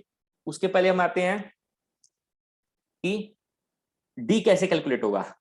डी मतलब capital account balance of the partner, capital account balance of the partner, D, how it will be calculated. तो इसमें उन्होंने साफ साफ एक्सप्रेसली लिख दिया है, D includes capital account balance represented in any manner whatsoever, चाहे उसको कैपिटल अकाउंट नाम दे दो, चाहे उसको करेंट अकाउंट नाम दे दो, चाहे उसको कोई और नाम दे दो। अगर उस पार्टनर का कोई भी बैलेंस उस फर्म के बुक्स में है, either in capital account, current account or by any other name whatsoever, तो उसको कैपिटल बैलेंस माना जाएगा। And to be calculated without taking into account the increase in capital account of the partner due to revaluation of any asset or due to self generated goodwill or due to any other self generated assets। मतलब अगर आपने किसी past years में assets का revaluation किया है, goodwill को, self generated goodwill को रिकॉग्नाइज किया है, सेल्फ जनरेटेड एसेट को रिकॉग्नाइज किया है, उसके कारण आपने कैपिटल बैलेंस को बढ़ा लिया, उसका इफेक्ट नलीफाई करना पड़ेगा। एग्जाम्पल के लिए आपका नॉर्मल कैपिटल अकाउंट बैलेंस तो था तीनों पार्टनर का 10-10 लाख रुपए, आपने बोला कि आपने कोई, आपकी कोई उसके आगे इसमें लैंड था, लैंड को आपने रिवैल्यू कर लिया, रिवैल्यू करके उसकी जो 50 लाख की वैल्यू थी उसको आपने 80 लाख रुपए पे रिवैल्यू किया, 30 लाख रुपए आपने उसकी रिवैल्यूएशन किया। तो जो 30 लाख रुपए आपने जब रिवैल्यूएशन किया तो उसको आपने तीनों पार्टनर में इक्वली डिस्ट्रीब्यूट कर दिया, तो अब तीनों पार्टनर का बैलेंस हो गया 20-20 लाख रुपए। तो यहाँ पे कैपिटल बैलेंस 20 लाख रुपए नहीं माना जाएगा एक पार्टनर का, 20 लाख में से जो रिवैल्यूएशन का जो इफेक्ट है उसको हटाना पड़ेगा, और उसके बाद जो बैलेंस बचेगा that will be treated as an capital account balance of a partner as per section 45 subsection 4. Okay, now important point, tax is payable by the firm and not the partners. Who has to pay the tax? The firm has to pay the tax, not the partners. Very important. यहाँ benefit किसको हो रहा है, benefit किसको हो रहा है, firm का बैलेंस अगर 10 लाख है कैपिटल बैलेंस, अगर पार्टनर को मिल रहा 20 लाख, तो एक्चुअल में बेनिफिट तो हो रहा है पार्टनर को, बट टैक्स देगा फर्म। नाउ यहां तक तो समझ में आ गया, टैक्स कैलकुलेट होगा, टैक्स कैसे कैलकुलेट होगा ये भी समझ में आ गया। बट इसके बाद इन्होंने एक जो टैक्स आपने पटाया है सेक्शन 45 सब सेक्शन 4 में, उसकी एट्रीब्यूशन की बात किया, like to avoid any double taxation, जो डबल टैक्सेशन की पॉसिबिलिटी है यहाँ पे उसको अवॉइड करने के लिए उसको एट्रीब्यूट किया जाएगा। जो एसेट आपके पास बचेंगे उसके बाद उन एसेट्स में, कैसे एट्रीब्यूट किया जाएगा, इसके लिए गवर्नमेंट ने रूल्स लेके आ गए हैं जिसमें उन्होंने बताया है, आज हम उसी पे चर्चा करेंगे। ठीक है, मतलब आपके पास 3 सेपरेट लैंड था, 3 में से एक लैंड आपने ट्रांसफर किया, एक लैंड आपने जब ट्रांसफर किया तो उसकी आपने फेयर मार्केट वैल्यू के हिसाब से जो कैपिटल बैलेंस के ओवर एंड अबव था सेक्शन 45(4) में टैक्स कैलकुलेट कर लिया। जब आपने टैक्स कैलकुलेट कर लिया तो वो जो जितना लॉन्ग टर्म कैपिटल गेन आया जिसके ऊपर आपने टैक्स दिया, उसको रिमेनिंग जो कैपिटल एसेट है उसकी कॉस्ट मान लिया जाएगा। जब वो फ्यूचर में बिकेंगे तो उसकी उसमें कॉस्ट मान के उसमें अपने को बेनिफिट मिल जाएगा उसका। तो इस तरीके से उन्होंने मैकेनिज्म डेवलप किया है। कैसे किया है वो हम देखेंगे। तो इसके लिए अपन देखेंगे the amount tax under section 45(4) is required to be attributed to the remaining capital asset of the specified entity, that is firm, so that when such capital asset gets transferred in the future, the amount attributed to such capital asset gets reduced from the sale value.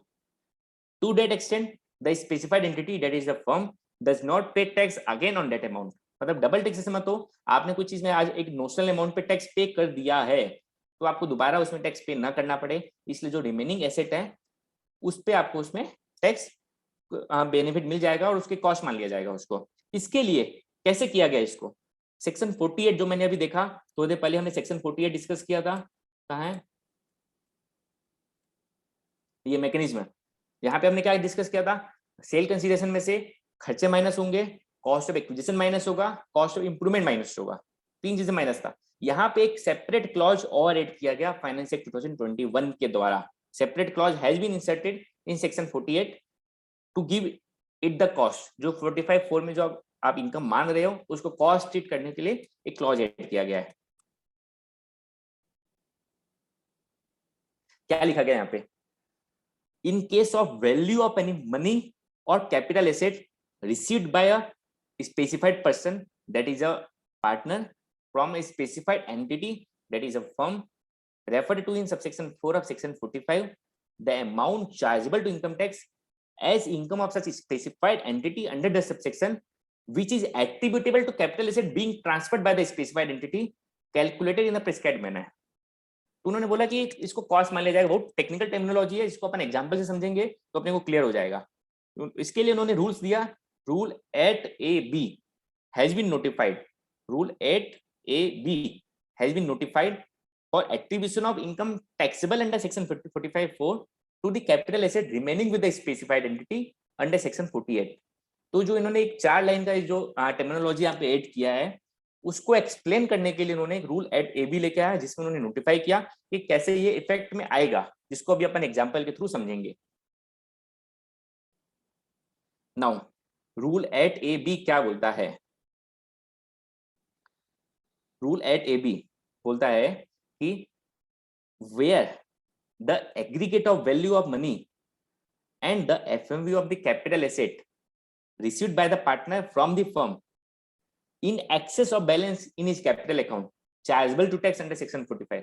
तो जो access balance आपको firm से partner के जब transfer हो रहा है तो जो एक्सेस अमाउंट आ रहा है उस पार्टनर के पास में, अगर वो देखो क्या है बेसिकली इसका पीछे का लॉजिक ये है कि आज जब भी किसी फर्म का कोई पार्टनर रिटायर होगा तो उसको नॉर्मली उसमें जो कैपिटल बैलेंस है वही दिया जाना चाहिए। नॉर्मल लॉजिक यही बोलता है। आज मैं किसी फर्म में पार्टनर हूं, अगर मैं उस फर्म से रिटायर होता हूं तो उस फर्म का जो मेरा कैपिटल बैलेंस है वही मुझे दिया जाना चाहिए। ठीक है, अब उसके लिए क्या करते थे अपन, मेरा जिस दिन डेट ऑफ रिटायरमेंट तक का प्रॉफिट कैलकुलेट करेंगे, फर्म का प्रॉफिट कैलकुलेट करके उसको कैपिटल अकाउंट में डिस्ट्रीब्यूट करेंगे। उसके बाद जो मेरा कैपिटल बैलेंस आएगा वो कैपिटल बैलेंस मुझे डिस्ट्रीब्यूट कर दिया जाएगा by the firm, either in the form of asset or in the form of cash. ये नॉर्मल लॉजिक था। अगर ऐसा ही होता तो सेक्शन 45(4) पिक्चर में नहीं आता, सिर्फ और सिर्फ सेक्शन 9 भी पिक्चर में आता और जो कैपिटल एसेट ट्रांसफर किया जा रहा है उस पर वो फर्म टैक्स दे देती, कहीं कोई दिक्कत नहीं था। बट होता क्या है, जब भी कभी कोई पार्टनर फर्म से रिटायर होता है तो उसका जो कैपिटल अकाउंट बैलेंस है वो तो उसको मिलता ही मिलता है, ओवर एंड अबाउ उसको एक नोशनल अमाउंट और दिया जाता है। वो नोशनल अमाउंट क्या होता है, वो नोशनल अमाउंट होता है गुडविल का हिस्सा, सेल्फ जनरेटेड गुडविल। जो उस फर्म ने मान लो पिछले 10 साल में जो काम किया है, जो फर्म ने गुडविल कमाई है, उस गुडविल का हिस्सा उस पार्टनर को दिया जाता है। ठीक है, तो अगर वो गुडविल का हिस्सा उस पार्टनर को दिया जाने है, उसके कारण आपने उसको कुछ एक्स्ट्रा पैसा दिया है। अगर उसका कैपिटल अकाउंट बैलेंस 10 लाख का था, आपने उसको 25 लाख रुपए पैसा दिया, either in the form of cash or in the form of capital asset, है ना। इसका मतलब क्या हुआ, जो 15 लाख रुपए आपने उसको जो एक्स्ट्रा दिया है, that is attributable to either in the self generated asset goodwill है वो, या तो कोई सेल्फ जनरेटेड एसेट है जो फर्म में अभी तक रिकॉर्ड नहीं हुआ है, या फिर कोई गुडविल है जो फर्म में रिकॉर्ड नहीं हुई है, या फिर कोई कैपिटल एसेट का रिवैल्यूएशन है, मतलब उसके पास और भी लैंड्स थी जो रिवैल्यू हो गई थी, उसका रिवैल्यूएशन के कारण उसको पैसा एक्स्ट्रा देना पड़ा। यही 3 लॉजिक होते हैं जिसके कारण आप किसी पार्टनर को पैसा एक्स्ट्रा दोगे over and above his capital balance. तो यहाँ पे गवर्नमेंट ने बोला कि अगर ये मैटर है, इसके कारण आपने उसको सही में पैसा एक्स्ट्रा दिया है, तो वो जो बचे हुए एसेट है जिसके कारण आपने उनको पैसा एक्स्ट्रा दिया है, उसको उसके कॉस्ट मान लिया जाएगा। जो आप 45(4) में जो आप इनकम मान रहे हो, उसको उसके कॉस्ट मान लिया जाएगा बचे हुए एसेट की। कैसे एग्जांपल से और समझेंगे अपन। अब पॉइंट नंबर आप सेकंड देखेंगे जैसे, तो इसमें मैंने लिखा does not relate to revaluation of any asset. अगर आप उसको कोई capital account balance over and above के बैलेंस पैसा देते हो किसी पार्टनर को, और वो किसी गुडविल को, किसी सेल्फ जनरेटेड एसेट को या किसी रिवैल्यूएशन को रिप्रेजेंट नहीं करता है, फिर भी आप उसको पैसा एक्स्ट्रा देते हो, तो क्यों दे रहे हो भाई पैसा extra? What is the logic of giving it? ठीक है, फर्म के पास कोई गुडविल भी नहीं है, फर्म के पास कोई एसेट भी, सेल्फ जनरेटेड एसेट भी नहीं है, फर्म के पास कोई और लैंड भी नहीं है जिसके आप रिवैल्यू कर पाओगे, फिर भी आप उसको 10 लाख रुपए के कैपिटल बैलेंस है, उसको 20 लाख रुपए दे रहे हो। तो सिंपली यहाँ पे मतलब ये है कि आप उसको कोई इनडायरेक्ट बेनिफिट दे रहे हो, आपको कोई और टैक्स अवॉइडेंस का उद्देश्य या कोई और उद्देश्य है। तो यहाँ पे उन्होंने बोला हम आपसे यहाँ पे टैक्स तो लेंगे, बट यहाँ पे कोई कॉस्ट आपको नहीं देंगे। सेक्शन 48 में यहाँ पे कोई अलग से अमाउंट ऐड नहीं होगा कॉस्ट में, जो भी टैक्स दिया जाएगा वो प्योरली कॉस्ट होगा आपके लिए, और अलग से वो रिमेनिंग एसेट के कॉस्ट नहीं बनेगा। ठीक है, पॉइंट नंबर 2 क्लियर हुआ। पॉइंट नंबर 3 है, और जो आपने पैसा दिया वो सिर्फ उसी कैपिटल एसेट जो ट्रांसफर किया गया उसी के रिस्पेक्ट में दिया है, तो भी आपको कोई अलग से कॉस्ट नहीं, 48 में कोई अलग से आपको फिर वो कॉस्ट नहीं दिया जाएगा, माना जाएगा। इस तरीके से 3 पॉइंट्स है यहाँ पे, मैं फिर से रिपीट करता हूँ, बहुत इंपॉर्टेंट है ये। 3 अलग अलग सिनेरियो हैं। एग्जाम्पल देते हैं। सेक्शन 45(4) के कैपिटल अकाउंट बैलेंस था 10 लाख रुपए, आपने किसी पार्टनर को रिटायरमेंट पे पैसा दिया, पैसा और एसेट मिला के 20 लाख रुपए दे दिया, आप उसको 10 लाख रुपए एक्स्ट्रा दे रहे हो। Why you are giving him extra money? There may be 3 situations. The first situation is you are paying him extra because there is some inherent goodwill, inherent asset, or there is a potential of revaluation of any capital asset जो remaining है उस firm में उसके जाने के बाद भी। उसके कारण वो बोल रहा है कि जो पार्टनर जा रहा है वो बोल रहा है भाई आप तो इस एसेट को रख रहे हो इस फर्म में जिसकी वैल्यू आज 10 लाख की बजाय 25 लाख रुपए है, तो उसमें जो रिवैल्यूएशन इफेक्ट है वो मुझे दो, उसके कारण आप उसको पैसा एक्स्ट्रा दे रहे हो। या बोल रहे हो आपके पास गुडविल है तो गुडविल के नाम पे मेरे को पैसा दो, तो आपको ऐसा दे रहे हो। तो जो रिमेनिंग एसेट है वो जब बिकेंगे तो अभी आपने जो टैक्स दिया है उसको उसके कॉस्ट बना दिया जाएगा, सिंपल। और अगर ये केस नहीं है तो फिर कोई कॉस्ट नहीं बनाया जाएगा, आप नॉर्मली उसमें टैक्स दो और चैप्टर क्लोज। और जो कैपिटल एसेट है उसी के कारण आपने उसको पैसा एक्स्ट्रा दिया, जो कैपिटल एसेट आपने डिस्ट्रीब्यूट किया है, कोई और एसेट है ही नहीं यहाँ पे, तब भी कोई अलग से कॉस्ट नहीं बनाया जाएगा, चैप्टर इज क्लोज। ये 3 अलग अलग केसेस है। अब यहाँ पे करना क्या होगा, इंपॉर्टेंट है अपने लिए, being a tax professional important for us. Form number 5C, एक नया फॉर्म लॉन्च किया गया है गवर्नमेंट के द्वारा, फॉर्म नंबर 5C। इस फॉर्म को आईटीआर फाइलिंग की ड्यू डेट के पहले फाइल करना पड़ेगा उस फॉर्म के द्वारा, जिसमें वो बताएगा कि कितना पैसा उसने एट्रीब्यूट किया है, मतलब कितना पैसा उसका 45(4) में ट्रिगर हुआ as an income capital gain, और उसमें कौन कौन से एसेट के केस में उसको एट्रीब्यूट किया है फॉर फर्दर सेल। जब वो एसेट बिकेंगे तो उसमें उसको कॉस्ट मानेगा, तो इसके लिए उन्होंने फॉर्म नंबर 5C प्रिस्क्राइब किया है। ओके, ये अपने को आईटीआर फाइलिंग की ड्यू डेट के पहले, जिस साल में वो जो 45(4) टैक्स लगेगा उस साल की आईटीआर फाइलिंग की ड्यू डेट के पहले ये form number 5C compulsory file करना पड़ेगा, अदरवाइज इसका बेनिफिट नहीं मिल पाएगा, वो कॉस्ट डेड हो जाएगी। Now there is an explanation 2 which talks about कि जो ऐसा नहीं है कि आप यहाँ पे उसको पैसा एक्स्ट्रा दे रहे हो, हम सारी बातें कर रहे हैं तो आप उसका आपको एक हक मिल जाए कि आप उस गुडविल को रिकॉर्ड कर लो फर्म में। 45(4) में हम गुडविल के कॉस्ट तो बना देंगे बट आपको रिकॉर्ड करने नहीं देंगे। अभी आप उसको बुक्स में रिकॉर्ड नहीं कर सकते, आप उसको अपने पास अलग से नोट करके रख लो। जब वो बेचोगे उस गुडविल को एक्चुअल में, तो उसकी कॉस्ट बनाएंगे और उसमें से आपको जो कैपिटल गेन आएगा उसमें आपको बेनिफिट मिल जाएगा उसका, बट आप उसको रिकॉर्ड नहीं कर सकते। Does not entitle the firm for the purpose of depreciation. ऐसा नहीं कि आप गुडविल उसको रिकॉर्ड करके डेप्रिसिएशन ले लो, वैसा भी अभी हमने देखा फाइनेंस एक्ट 2021 में साफ साफ उन्होंने कह दिया, एक स्निप सिक्योरिटीज की जजमेंट थी, स्निप सिक्योरिटीज की सुप्रीम कोर्ट की जजमेंट थी, जिसको उन्होंने ओवरऑल करते हुए कह दिया कि गुडविल पे डेप्रिसिएशन नहीं मिलेगा if it is self generated. तो यहाँ पे अब लोग ये कंडीशन ना रेज कर ले कि सिंस 45 में मैं टैक्स दे रहा हूँ तो उसमें जो गुडविल के कारण मैं उसमें टैक्स दे रहा हूँ, गुडविल के मैं उसके कॉस्ट को बुक्स में रिकॉर्ड कर लूँ, ऐसा ना कहें। इसलिए उन्होंने कह दिया कि नहीं, आपको उसमें डेप्रिसिएशन नहीं मिलेगा, आप उसको रिकॉर्ड नहीं कर सकते।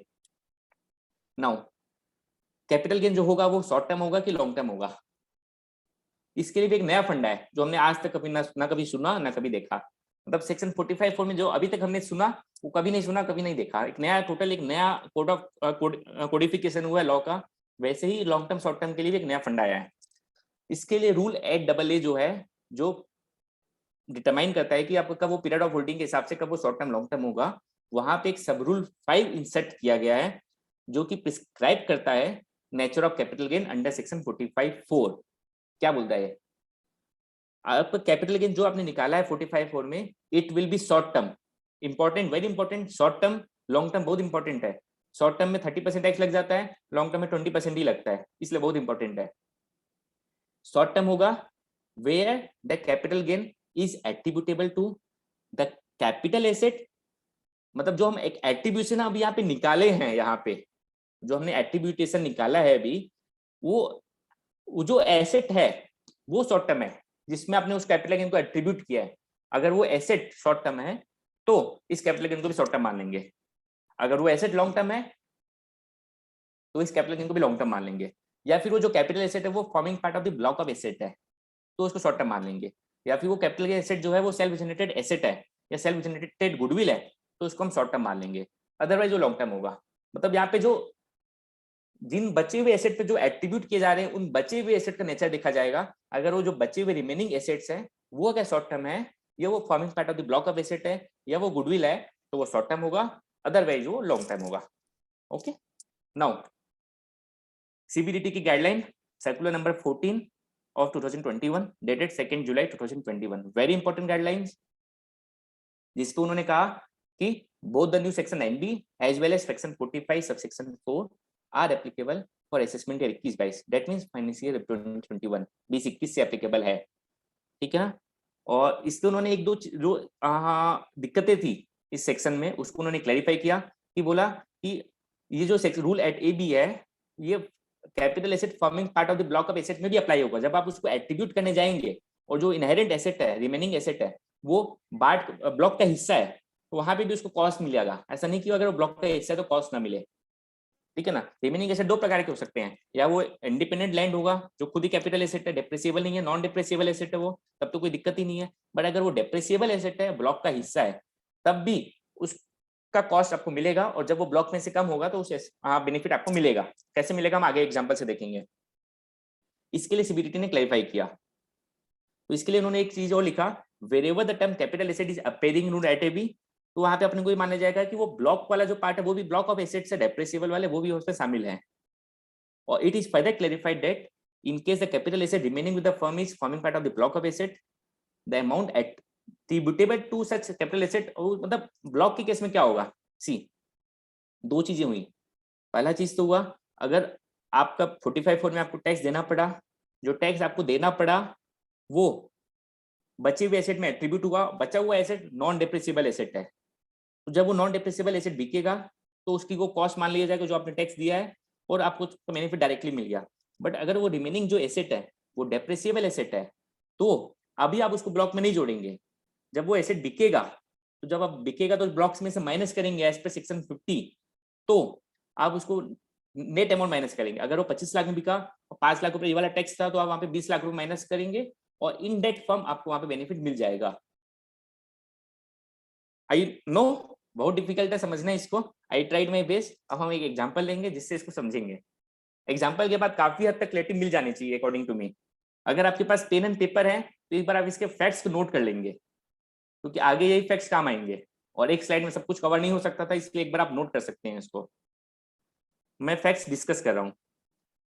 There are 3 partners A, B and C। Partnership firm का नाम क्या है? FR। तीनों पार्टनर का 1/3 1/3 1/3 शेयर है। हर एक पार्टनर का कैपिटल बैलेंस कितना है फर्म में? 10 लाख 10 लाख 10 लाख। ठीक है, नोट करते जाएंगे आप लोग फॉर बेटर क्लियरिटी। तीनों पार्टनर का कैपिटल बैलेंस कितना है? 10 लाख 10 लाख 10 लाख। 3 पार्टनर है, 1/3 शेयर है। उस फर्म में उस कैपिटल बैलेंस के अगेंस्ट में 3 पीसेस ऑफ लैंड है, 3 सेपरेट लैंड है। लैंड का नाम क्या है? STU, जो कि फर्म ने 2 साल पहले एक्वायर की है। दैट मीन्स वो जो लैंड है वो लॉन्ग टर्म लैंड है, लॉन्ग टर्म एसेट हो गया। लैंड के लिए जो पीरियड ऑफ होल्डिंग है वो 24 महीना होता है। 2 साल पहले एक्वायर की है, मतलब वो लैंड लॉन्ग टर्म हो गई। इसके अलावा उस फर्म में कोई और कैपिटल एसेट नहीं है। और book value of each of the land is 10-10 lakh. मतलब क्या है? सिंपल बैलेंस शीट है। फर्म में लाइबिलिटी साइड में 3 पार्टनर का बैलेंस है, कैपिटल बैलेंस है 10 लाख 10 लाख 10 लाख। उसके अगेंस्ट में 3 लैंड है STU, 10 lakh 10 lakh 10 lakh. Simple balance sheet है। नाउ क्या हो रहा है? एक partner A wishes to exit. Partner A exit करना चाहता है उस फर्म से। फर्म ने ये डिसाइड किया जब वो एग्जिट करेगा तो उसको हम the firm decides to give him 11 lakh रुपए का पैसा देंगे और एक लैंड दे देंगे उसको, land U, to settle his capital balance. उसका कैपिटल बैलेंस अभी कितने हैं? 10 लाख रुपए है। उसको सेटल करने के लिए उसको हम एक लैंड का टुकड़ा देंगे, लैंड नंबर U, और साथ में 11 लाख रुपए पैसा देंगे। अब अपन देखेंगे जब उस फर्म की बैलेंस शीट में 10-10 लाख रुपए के 3 ही है, तो एक लेमन क्या बोलेगा यहाँ पे? उसको एक लैंड दे दो, land U, let him exit. But वो क्यों एग्जिट करेगा? जब उसको पता है कि तीनों लैंड STU, तीनों लैंड की जो बुक वैल्यू है वो भले 10 लाख है, मार्केट वैल्यू आज ज्यादा है, तो वो 10 लाख में कैसे मानेगा? और हो सकता है S और T की लैंड मार्केट वैल्यू और ज्यादा हो एज कम्पेयर टू U, तो वो सिर्फ U को लेके भी नहीं। अगर तीनों लैंड की बुक मार्केट वैल्यू STU की बराबर होती, 50-50-50 लाख की थी, तो वो सिर्फ U लेके मान जाता। बट हो सकता है ST की मार्केट वैल्यू और ज्यादा है उससे, U से, तो वो 50 सिर्फ एक लैंड लेके भी नहीं मानेगा, उसको साथ में पैसा भी चाहिए। तो फर्म ने डिसाइड किया कि हम उसको 11 लाख रुपए भी देंगे, साथ में लैंड का टुकड़ा, लैंड नंबर U देंगे। ठीक है, इसके बाद फर्म ने क्या किया? उस अपनी जो लैंड्स थी उसको एक वैल्यूएशन किया। Important, there should be valuation from a valuation registered valuer. Firm should obtain a valuation report from a registered valuer as per rule eight AB। अगर नहीं है दिक्कत आएगी। तो फर्म को एक रजिस्टर्ड वैल्यूअर से वैल्यूएशन रिपोर्ट लेनी पड़ेगी और उस वैल्यूएशन रिपोर्ट के तहत उसने रिपोर्ट दिया रजिस्टर्ड वैल्यूअर ने कि जो लैंड S है और लैंड जो T है, पहले दोनों लैंड की वैल्यू 70-70 लाख की है और जो तीसरी लैंड है उसकी वैल्यू 50 लाख की है, मार्केट वैल्यू। ठीक है, और जो कॉस्ट ऑफ एक्विजिशन है उस लैंड का जो ट्रांसफर हो रही है पार्टनर को, उसकी कॉस्ट है 15 लाख रुपए। ठीक है, index cost, book actual cost तो 10 लाख ही थी, actual cost no doubt, index cost let's assume it is 15 lakh रुपए। ओके, यहां तक क्लियर है? टेक्स्ट सबको क्लियर है? आगे बढ़े। यहाँ पे क्या होगा? अपन अब सॉल्यूशन बिना देखे अपन अपना सॉल्यूशन बनाते हैं। यहाँ पे क्या, यहाँ पे 2 सेपरेट सेक्शन ट्रिगर होंगे। The first section is section 9B। 9B कहाँ पे? पहले सबसे पहले देखेंगे कि क्या यहाँ पे रिकॉन्स्टिट्यूशन हो रहा है या डिसोल्यूशन हो रहा है। तो जैसे कि हमने देखा एक पार्टनर रिटायर हो रहा है, विशेष टू एग्जिट, मतलब एक पार्टनर ये रिटायर हो रहा है, मतलब ये एक रिकॉन्स्टिट्यूशन का केस है। और जैसे ही रिकॉन्स्टिट्यूशन आया, section 9B as well as section 45 subsection 4 both are applicable in this case. अब आगे क्या होगा? सेक्शन 9B का पहले कैलकुलेट कर लेते हैं। 9B वेरी सिंपल, उस पार्टनर को जो पैसा दिया गया वो तो कैपिटल एसेट है भी नहीं है, वो स्टॉक इन ट्रेड भी नहीं है, कोई दिक्कत नहीं है, दे दिया पैसा। बट जो लैंड दिया गया that is a capital asset. उसको जो एक लैंड U दिया गया है वो एक कैपिटल एसेट है। तो सेक्शन 9B के हिसाब से उसकी जो फेयर मार्केट वैल्यू है वो है 50 लाख रुपए। उसकी जो कॉस्ट है, इंडेक्स कॉस्ट जो है वो है 15 लाख रुपए। क्यों? क्योंकि वो लैंड जो है वो 2 साल पुरानी है, इसलिए हमको इंडेक्सेशन मिलेगा। नेट कितना आया? 50 lakh minus 15 lakh, that means 35 lakhs, 35 lakh रुपए। ये 35 लाख रुपए मेरा लॉन्ग टर्म कैपिटल गेन बनेगा under section 9B। I hope I am clear. 50 lakh रुपए उस लैंड की फेयर मार्केट वैल्यू, 15 लाख रुपए उस लैंड की index cost because the period of holding is more than 2 years। तो net 35 lakhs will be the long term capital gain in the hands of the firm under section 9B। Clear? अब आगे क्या होगा, उस 35 लाख रुपए के ऊपर में पार्टनरशिप फर्म को टैक्स देना पड़ेगा। कितना टैक्स देगी firm? Let suppose there is no cess, there is no surcharge, there is only tax. कितना परसेंटेज का? लॉन्ग टर्म है मतलब 20%। तो उस फर्म उसमें 20% का टैक्स देगी। 35 लाख का 20% कितना हुआ? 7 लाख रुपए। 35 लाख का 20% 7 लाख रुपए। तो फर्म उसके ऊपर में 7 लाख रुपए का टैक्स देगी। ठीक है, अब अपन इसको कैपिटल बैलेंस को रिकैलकुलेट करते हैं। उस फर्म से एक एसेट बाहर जा रहा है, उस एसेट कितने रुपए में बाहर जा रहा है? 50 लाख रुपए में बाहर जा रहा है। उस एसेट की बुक वैल्यू कितनी है? जब वो एग्जिट होगा तो बुक वैल्यू तो माइनस होगी ना। कैपिटल गेन के पर्पज से आपको इंडेक्सेशन मिल गया, बट अकाउंटिंग पर्पज से तो बुक वैल्यू मानी जाएगी। बुक वैल्यू कितनी है? 10 लाख रुपए। 50 लाख में से 10 लाख माइनस हुआ। नॉर्मल कैपिटल गेन कितना हुआ? 40 लाख रुपए का। आपने टैक्स कितना दे दिया इनकम टैक्स के एंगल से? 7 लाख रुपए का। नेट कितना हुआ? 33 लाख 33 लाख रुपए आपको फर्म के बुक्स में प्रॉफिट आ गया। इन शॉर्ट, उस लैंड के कारण रियलाइज प्रॉफिट आ गया फर्म को 33 लाख का। अब उस प्रॉफिट को फर्म डिस्ट्रीब्यूट करेगी तीनों कैपिटल अकाउंट बैलेंसेस में, तीनों पार्टनर्स को। 11 लाख 11 लाख 11 लाख डिस्ट्रीब्यूट हो गया। उनका पहले बैलेंस कितना था? 10 लाख का था। 11 लाख रुपए और डिस्ट्रीब्यूट हो गया, क्योंकि वो एक एसेट बाहर निकला तो जितने में निकला और जो उसकी कॉस्ट थी, जो टैक्स पटाया, जो डिफरेंशियल आया 33 लाख रुपए का, तीनों पार्टनर में बांटा गया 11 लाख रुपए। तो अब तीनों पार्टनर का कैपिटल अकाउंट बैलेंस बचता है 21 लाख 21 लाख 21 लाख। ओके, अब 21 लाख का जो पार्टनर एग्जिट हो रहा है उसका बैलेंस कितना है? 21 लाख है। उसको फर्म दे क्या रही है? उसको फर्म दे रही है 50 लाख रुपए की तो एक लैंड, ओके, और 11 लाख रुपए का कैश, मतलब total 61 lakhs. What the firm is paying him? 50 lakh रुपए की लैंड, 11 लाख रुपए का कैश, टोटल 61 लैक्स। नाउ हम आते हैं सेक्शन 45 सब सेक्शन 4 के फॉर्मूले में। A is equal to B plus D C minus D. यहाँ पे B क्या हुआ? वैल्यू ऑफ मनी 11 लाख रुपए। C क्या हुआ? वैल्यू ऑफ लैंड 50 लाख रुपए। D क्या हुआ? Capital account balance 21 lakhs. Net amount कितना आया? 11 प्लस 50 61 माइनस 21 40 लैक्स। 40 लाख रुपए आपका नेट अमाउंट आ गया, जो कि अमाउंट ऑफ कैपिटल गेन है in the hands of the firm under section 45 subsection 4। Firm को इस 40 लाख रुपए के ऊपर में टैक्स देना पड़ेगा। नाउ यहाँ पे दो सवाल अब और आते हैं। कैपिटल गेन तो है, पहला सवाल क्या ये लॉन्ग टर्म है या शॉर्ट टर्म है? लॉन्ग टर्म होगा तो फर्म को 20% टैक्स देना पड़ेगा, शॉर्ट टर्म होगा तो फर्म को 30% टैक्स देना पड़ेगा। आई hope I am clear. Second सवाल, जो मैं अभी एट्रीब्यूशन की बात कर रहा था कि जो 45(4) में मेरा कैपिटल गेन आएगा वो मुझे डबल लॉस ना हो, इसलिए वो एट्रीब्यूट कर दिया जाएगा और रिमेनिंग एसेट में वो कैसे होगा? तो लॉन्ग टर्म शॉर्ट टर्म के लिए पहले हमको एट्रीब्यूशन देखना पड़ेगा कि वो एट्रीब्यूट कैसे होगा, उसके बाद हम long term short term decide करेंगे। तो नाउ वी विल सी। जो मेरा कैपिटल गेन है वो कितना है? 40 लाख रुपए का अंडर सेक्शन 45(4). वहां पे रूल 8A(B) में उन्होंने क्या बोला था? वहां पे उन्होंने 3 केसेस बोले थे। पहला, अगर जो आप एक्स्ट्रा बैलेंस उसको दे रहे हो पार्टनर को, which is attributable to increase value of remaining asset जो फर्म के पास है। अपने केस में वही हो रहा है, फर्म के पास जो लैंड है उसकी बुक वैल्यू 10 लाख रुपए की है, बट उसकी जो फेयर मार्केट वैल्यू है 70 लाख रुपए की है, मतलब 60 लाख रुपए उसकी वैल्यू ज्यादा है एसओटी की। उसके कारण उसको पैसा एक्स्ट्रा देना पड़ रहा है आपको, उसके कारण आपको कैपिटल अकाउंट बैलेंस से एक्स्ट्रा पैसा देना पड़ रहा है। तो ये पहला जो उसमें केस था वो ट्रिगर हो रहा है यहाँ पे। वहां पे उन्होंने बोला उसके कॉस्ट मान लिया जाएगा। यहाँ पे दो अलग अलग एसेट है, दोनों की इंक्रीमेंटल वैल्यू कितनी है? 10 लाख का 70 लाख, 10 लाख का 70 लाख, मतलब दोनों का 60 लाख का इंक्रीमेंटल वैल्यू है। 1:1 का रेशियो आ गया। इसलिए जो 40 लाख रुपए का कैपिटल गेन आपने जो पे किया है, 40 लाख रुपए का जो कैपिटल गेन इनकम है, उसको दोनों एसेट में जो रिमेनिंग है, asset number S, asset number T, दोनों में 1:1 के रेशियो में डिस्ट्रीब्यूट कर दिया जाएगा। मतलब 20 लाख रुपए इसको मिल जाएगा, 20 लाख रुपए इसको मिल जाएगा। अब जब वो एसेट बिकेंगे, लेट सपोज 6 महीने बाद वो एसेट बिकते हैं एसओटी, जब बिकेंगे तो उस समय मान लेते हैं उसकी फेयर मार्केट वैल्यू 70 लाख ही है, 70 लाख रुपए मान लेते हैं उसकी इंडेक्स कॉस्ट 15 लाख है, तो 15 लाख रुपए, और जो 20 लाख रुपए अपने को अभी आया अमाउंट है वो वहां पे माइनस होगा, और बचे हुए अमाउंट पे उनको कैपिटल गेन देना पड़ेगा। मतलब वो उनकी कॉस्ट बन गया सेक्शन 48 में। इस तरीके से वो ओवरऑल मैकेनिज्म डेवलप हो रहा है।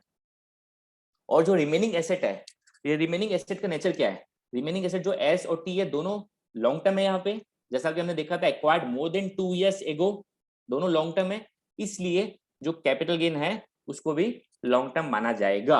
40 लाख का जो कैपिटल गेन है that will be long term capital gain. और उसके ऊपर 20% का फर्म टैक्स फर्म को देना पड़ेगा। आई hope I am clear. Now इसको हम देखते हैं। जो मैंने ओवरऑल बताया है वही सारी चीजें इसमें लिखी हुई है। सबसे पहले पॉइंट नंबर 1 देखते हैं, computation of capital gain. In accordance with provision of section 9B, it would be deemed that firm FR has transferred land U to the partner A at its fair market value of 50 lakh रुपए। ठीक है, thus an amount of 50 lakh less 15 lakh 35 lakh रुपए would be chargeable to tax in the hands of the firm FR under the head capital gain। उस 35 लाख रुपए के ऊपर 20% tax आएगा 7 लाख रुपए का, जो फर्म ए पे कर देगी। The applicable net book profit 50 lakh में से 10 लाख रुपए उसकी कॉस्ट जो एसेट गया, 7 लाख रुपए का टैक्स, 33 लाख रुपए, तीनों पार्टनर में 11 लाख रुपए बढ़ गया। पार्टनर ए का रिवाइज बैलेंस कितना है, 21 लाख रुपए। उसके अगेंस्ट में पार्टनर ए को क्या मिला, 61 लाख रुपए मिला, 61 लाख रुपीज मिले। ठीक है, इसलिए 40 लाख रुपीज का पार्टनर फर्म को एलटीसीजी टैक्स आएगा 45 सबसेक्शन 4 में। ये एलटीसीजी होगा क्योंकि जो रिमेनिंग एसेट है वो लॉन्ग टर्म है। और ये जो 40 लाख का जो इनकम है, this will be in addition to 35 lakh का जो टैक्स है सेक्शन 9B में। 35 लाख पे वहां पे टैक्स देना है 20% और 40 लाख पे यहाँ पे टैक्स देना है 20%। वहां पे जो टैक्स दिया आपने 35 लाख रुपए, वो तो आपकी प्योर कॉस्ट है। जो बायर है, जो पार्टनर है, उसके हैंड में वो कॉस्ट बन जाएगा एक तरीके से। और जो 40 लाख रुपए का यहाँ पे आपने दिया, वो फर्म के हैंड में कॉस्ट मिलेगी उसको 20-20 लाख रुपए दोनों एसेट में। कैसे मिलेगी आगे देखते हैं।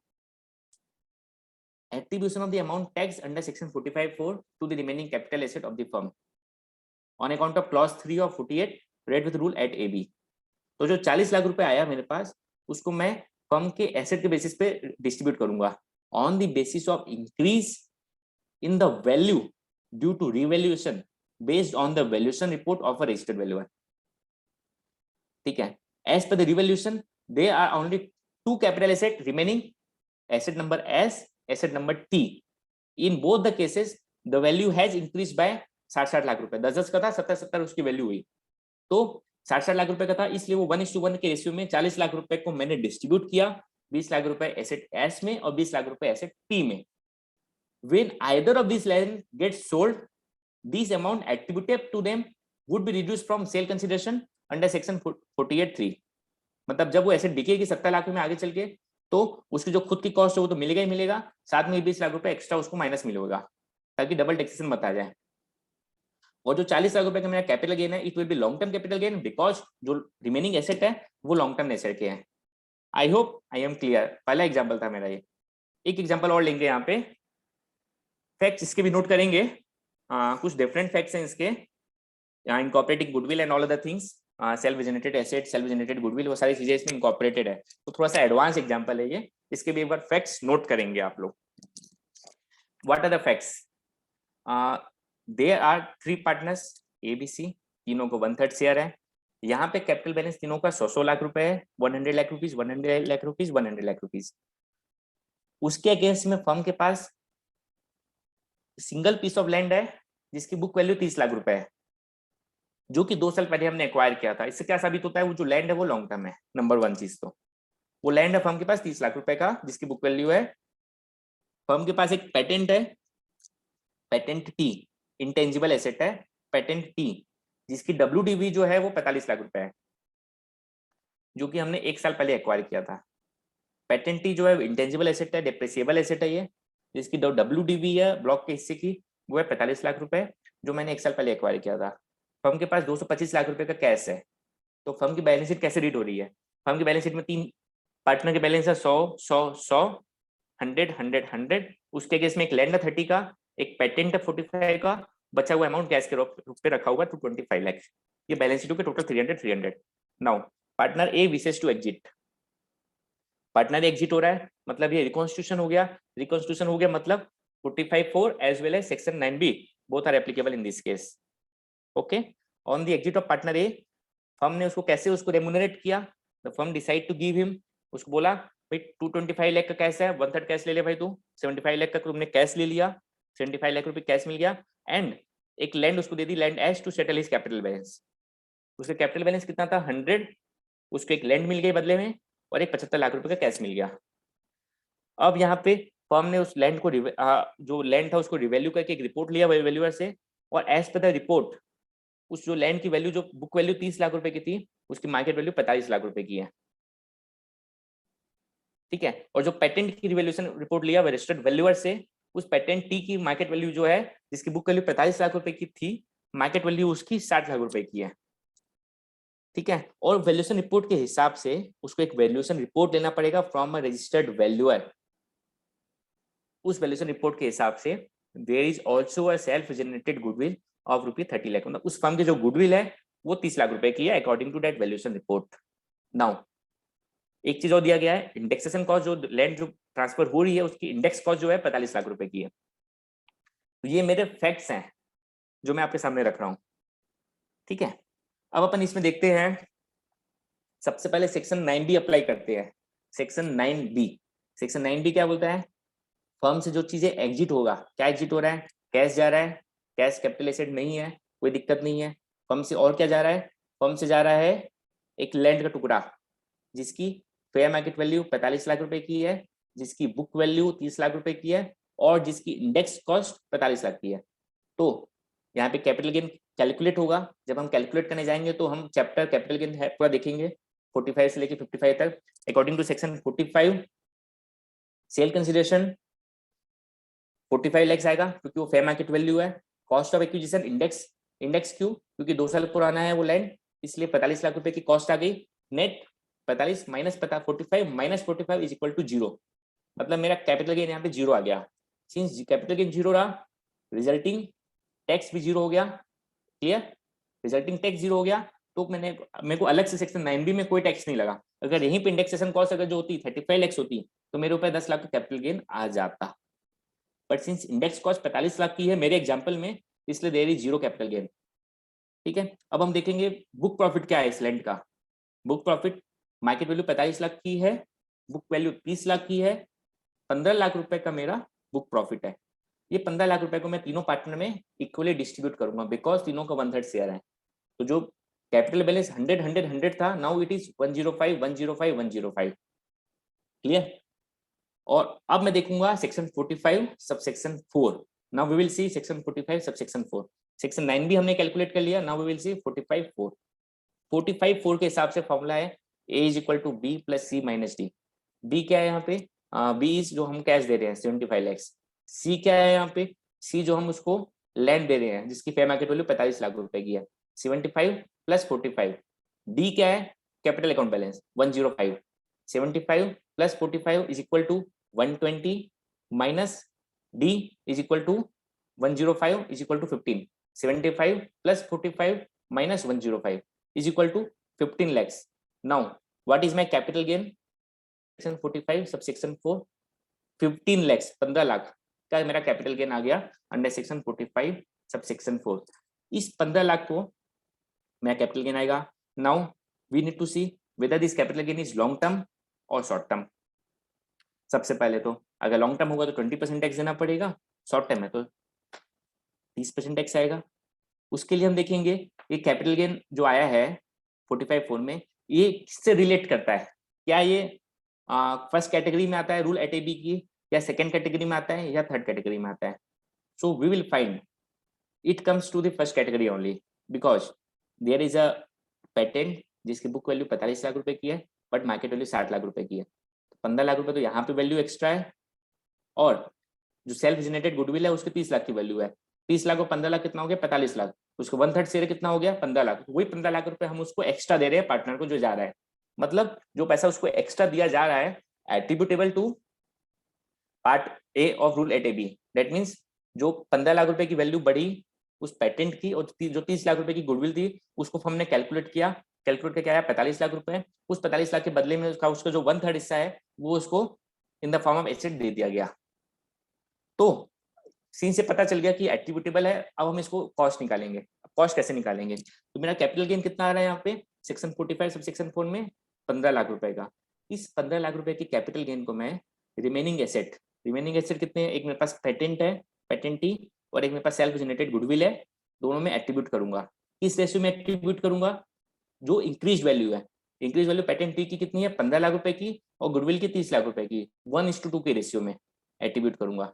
ओके, 15 लाख का एक हिस्सा मतलब 5 लाख रुपए पेटेंट टी को जाएगा और 10 लाख रुपए गुडविल को जाएगा इस तरीके से वो एट्रीब्यूट होगा।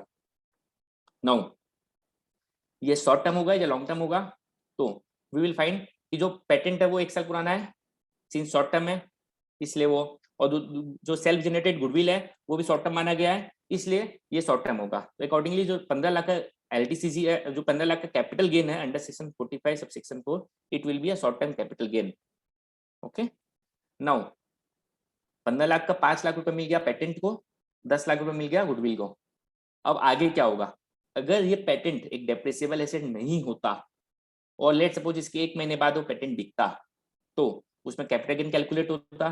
कैपिटल गेन कैलकुलेट होता, लेट सपोज वो बिकता कितने में, 60 में बिक जाता, 60 में बिका, रिटर्न डाउन वैल्यू उसकी 45 लाख रुपए की थी, 45 लाख रुपए वो, 5 लाख रुपए ये वाला अमाउंट हो जाता, 50 लाख रुपए हो जाता, और 10 लाख रुपए पे उसको कैपिटल गेन देना होता नॉर्मली।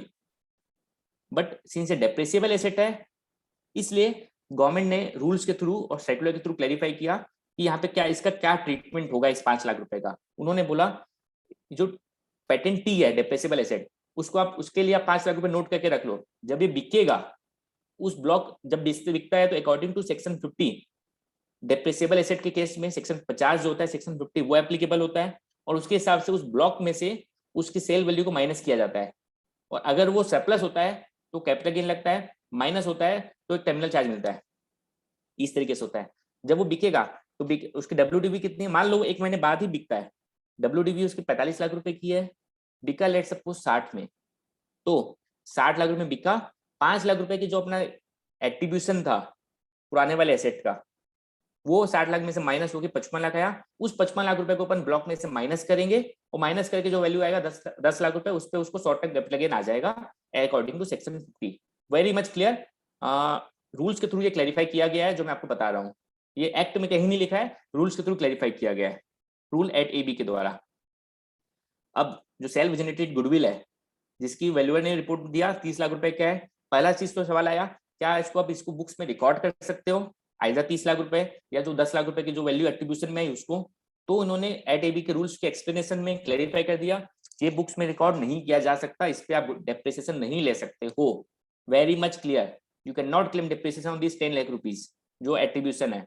लेकिन जब आप सेल्फ जनरेटेड गुडविल को बेचोगे, एक्चुअली बेचोगे जब गुडविल को, तो लेट सपोज आप 30 लाख में बेचते हो, तो 30 लाख माइनस 10 लाख जो आपकी कॉस्ट एट्रीब्यूशन से आई थी, आपको 20 लाख रुपए के ऊपर ही टैक्स देना होगा, इस तरीके से वो कॉस्ट बनेगा। इसी एग्जांपल में मैं लेता हूं, मान लेते हैं इस फर्म की कोई गुडविल नहीं थी, जीरो बाई गुडविल है, मान लेते हैं पेटेंट की जो रिटर्न डाउन वैल्यू है वही उसकी फेयर मार्केट वैल्यू थी 45 लाख रुपए, फिर भी अगर फर्म उसको 15 लाख रुपए एक्स्ट्रा देती है तो वो 15 लाख रुपए के ऊपर फर्म को टैक्स तो देना पड़ेगा, बट उसके अगेंस्ट में कोई एट्रीब्यूशन नहीं मिलेगा, कोई कॉस्ट नहीं मिलेगा, क्योंकि there is no justification of giving him any extra money. Why you are paying him extra? If you are paying him extra, you have to pay the taxes. There is no other way out. There is no scope of double taxation in that case. तो ये था मेरा facts और मेरा solution. इसको मैं यहाँ PPT के थ्रू एलोबरेट कर देता हूँ सॉल्यूशन को। तो कंप्यूटेशन ऑफ कैपिटल गेन सबसे पहले सेक्शन 9B में आया। 9B में मैंने बताया कि 45 लाख का मेरा FMV है, 45 लाख की मेरी कॉस्ट है, इसलिए there is nil capital gain under section 9B। और जो पार्टनर है उसके हैंड में कॉस्ट ऑफ एक्विजिशन जो होगा वो 45 लाख बन जाएगा अकॉर्डिंग टू सेक्शन 49, कोई दिक्कत नहीं है उसमें। अब जो नेट बुक वैल्यू है वो 15 लाख रुपए की जो नेट प्रॉफिट था इस लैंड का वो तीनों पार्टनर में डिस्ट्रीब्यूट हुआ 5-5 लाख रुपए। रिवाइज कैपिटल बैलेंस है 105 लाख रुपए का, उस 105 लाख के कैपिटल बैलेंस के अगेंस्ट में 120 लाख रुपए का उसको डिस्ट्रीब्यूशन हुआ, 75 लाख रुपए का पैसा और 45 लाख रुपए का land, total 120 lakh rupees. 15 lakh रुपए का मेरा नेट कैपिटल गेन आया अंडर। अब ये शॉर्ट टर्म होगा कि लॉन्ग टर्म होगा, तो मैंने बताया शॉर्ट टर्म होगा, ठीक है। और दिस सेल भी इसके बाद एक एट्रीब्यूशन होगा इसका, एट्रीब्यूशन ऑफ टैक्स, वो उसके हिसाब से जो 15 लाख रुपए जो टैक्स आया है इसका एट्रीब्यूशन होगा रिमेनिंग कैपिटल एसेट पे। कैसे एट्रीब्यूशन होगा इसका, तो जो रिमेनिंग कैपिटल एसेट है मेरे वो है क्या, एक टी है और एक गुडविल है, तो दोनों का इंक्रीमेंटल वैल्यू कितना है, टी का 15 लाख रुपए, गुडविल का 30 लाख रुपए, इंक्रीमेंटल वैल्यू हो गया 1:2 के रेशियो में, तो 5 लाख रुपए टी को जाएगा, 10 लाख रुपए गुडविल को जाएगा। तो मैंने यहाँ पे ये चीज लिखा है, ₹5 lakh attributed to patent T shall not be added to block of asset. ये कोई आपके ब्लॉक में ऐड नहीं होगा, पॉइंट टू बी नोटेड। ये एक नोशनल एट्रीब्यूशन है जो आप अपने पास नोट करके रखेंगे, जब वो बिकेगा तब उसमें से आप ब्लॉक में से माइनस करेंगे उसको, अलग से ब्लॉक में आपको ऐड करके डेप्रिसिएशन नहीं लेना है उसका। व्हेन पैटेंटी गेट्स ट्रांसफर्ड सब्सिक्वेंटली, ये जो 5 लाख रुपए है इसको आप अपने सेल कंसीडरेशन में से कम करेंगे और कम करके जो वैल्यू आएगा वो आप ब्लॉक में से माइनस करेंगे अकॉर्डिंग टू सेक्शन 50, ठीक है ना। लेट से पैटेंटी सोल्ड फॉर 25 लाख रुपए, रुपी 5 lakh shall be reduced from 25 lakh रुपए and only net amount of 20 lakh shall be considered for reduction from WDV. Got it? और जब गुडविल बिकेगी तो 10 लाख रुपए उसकी कॉस्ट मानी जाएगी और अकॉर्डिंगली सिंस दोनों शॉर्ट टर्म है तो उस रूल एटीबी के हिसाब से इसको शॉर्ट टर्म माना जाएगा। 15 लाख रुपए को जो 45(4) में टैक्सेबल है। ये था मेरा केस स्टडी। अब मैं आता हूं अपने आखिरी इशू में, स्लम सेल। आई होप, मेरे को लगता है कि लगभग 1 घंटा तो मेरा इशू नंबर 4 में लग गया। अब टाइम बहुत कम बचा है तो मैं इसको ब्रीफली डिस्कस करूंगा स्लम सेल को, और आखिरी के 10-15 मिनट अपन क्वेरी के लिए रखेंगे। Slump shall issue number 4। Slump sale में भी क्या था, फाइनेंस एक्ट 2021 में अमेंडमेंट हुआ। अमेंडमेंट क्या हुआ तो उसकी डेफिनेशन को चेंज किया गया, उसके कैलकुलेशन करने के तरीके को चेंज किया गया। वेरी इंपॉर्टेंट, डेफिनेशन भी चेंज हुई है और कैलकुलेशन करने का तरीका भी चेंज हुआ है। डेफिनेशन क्या है स्लम सेल की? पहले क्या थी definition pre amendment? Slump sale means transfer of one और more undertaking as a result of sale for a lump sum consideration with no value attached to a particular asset. यहां पे क्या इंपॉर्टेंट है? Transfer of one और more undertaking as a result of sale. यहां पे cell लिखा हुआ था तो कुछ कोर्ट्स ने कहा जो other forms of sale transfer है, ट्रांसफर, एक्सटिंग्विशमेंट, ये सब जो भी चीजें हैं वो स्लम सेल का हिस्सा नहीं बनेगी। इसके लिए उन्होंने बोला, अमेंडमेंट कर दिया फाइनेंस एक्ट में, बोला ट्रांसफर ऑफ वन और more undertaking by any means. पहले जो यहाँ पे as a result of sale लिखा हुआ था उसको उन्होंने हटा के बाय एनी मींस कर दिया।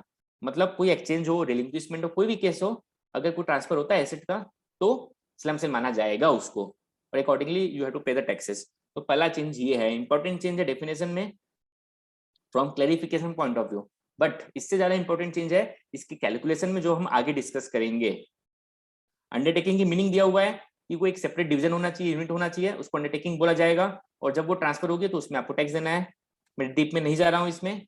और ये पहले अपन देखते हैं कि स्लम सेल को जो एग्जिस्टिंग मेथड था कैपिटल गेन कैलकुलेट करने का in case of slump sale as per section 50B, वो क्या था? तो वो था सेल कंसीडरेशन, जो कि एक्चुअल सेल कंसीडरेशन होगा उस पर्टिकुलर अंडरटेकिंग का। जब भी कोई अंडरटेकिंग एज सच उठा के आप बेचोगे तो जो उसका एक्चुअल सेल कंसीडरेशन है वो उसकी सेल कंसीडरेशन माना जाता था। यहाँ पे कोई फेयर मार्केट वैल्यू का कॉन्सेप्ट नहीं था। भले वो आप उसमें लैंड, उस अंडरटेकिंग में लैंड भी हो सकता है, बिल्डिंग भी हो सकता है, कुछ भी हो सकता है, उसकी कोई फेयर मार्केट वैल्यू का कॉन्सेप्ट नहीं था। उसमें ज्वेलरी भी हो सकता है, उसमें शेयर्स भी हो सकता है, उसकी जो भी एक्चुअल वैल्यू जितने में आप बेचोगे एक्चुअल सेल वैल्यू, उसको हम सेल कंसीडरेशन मानेंगे।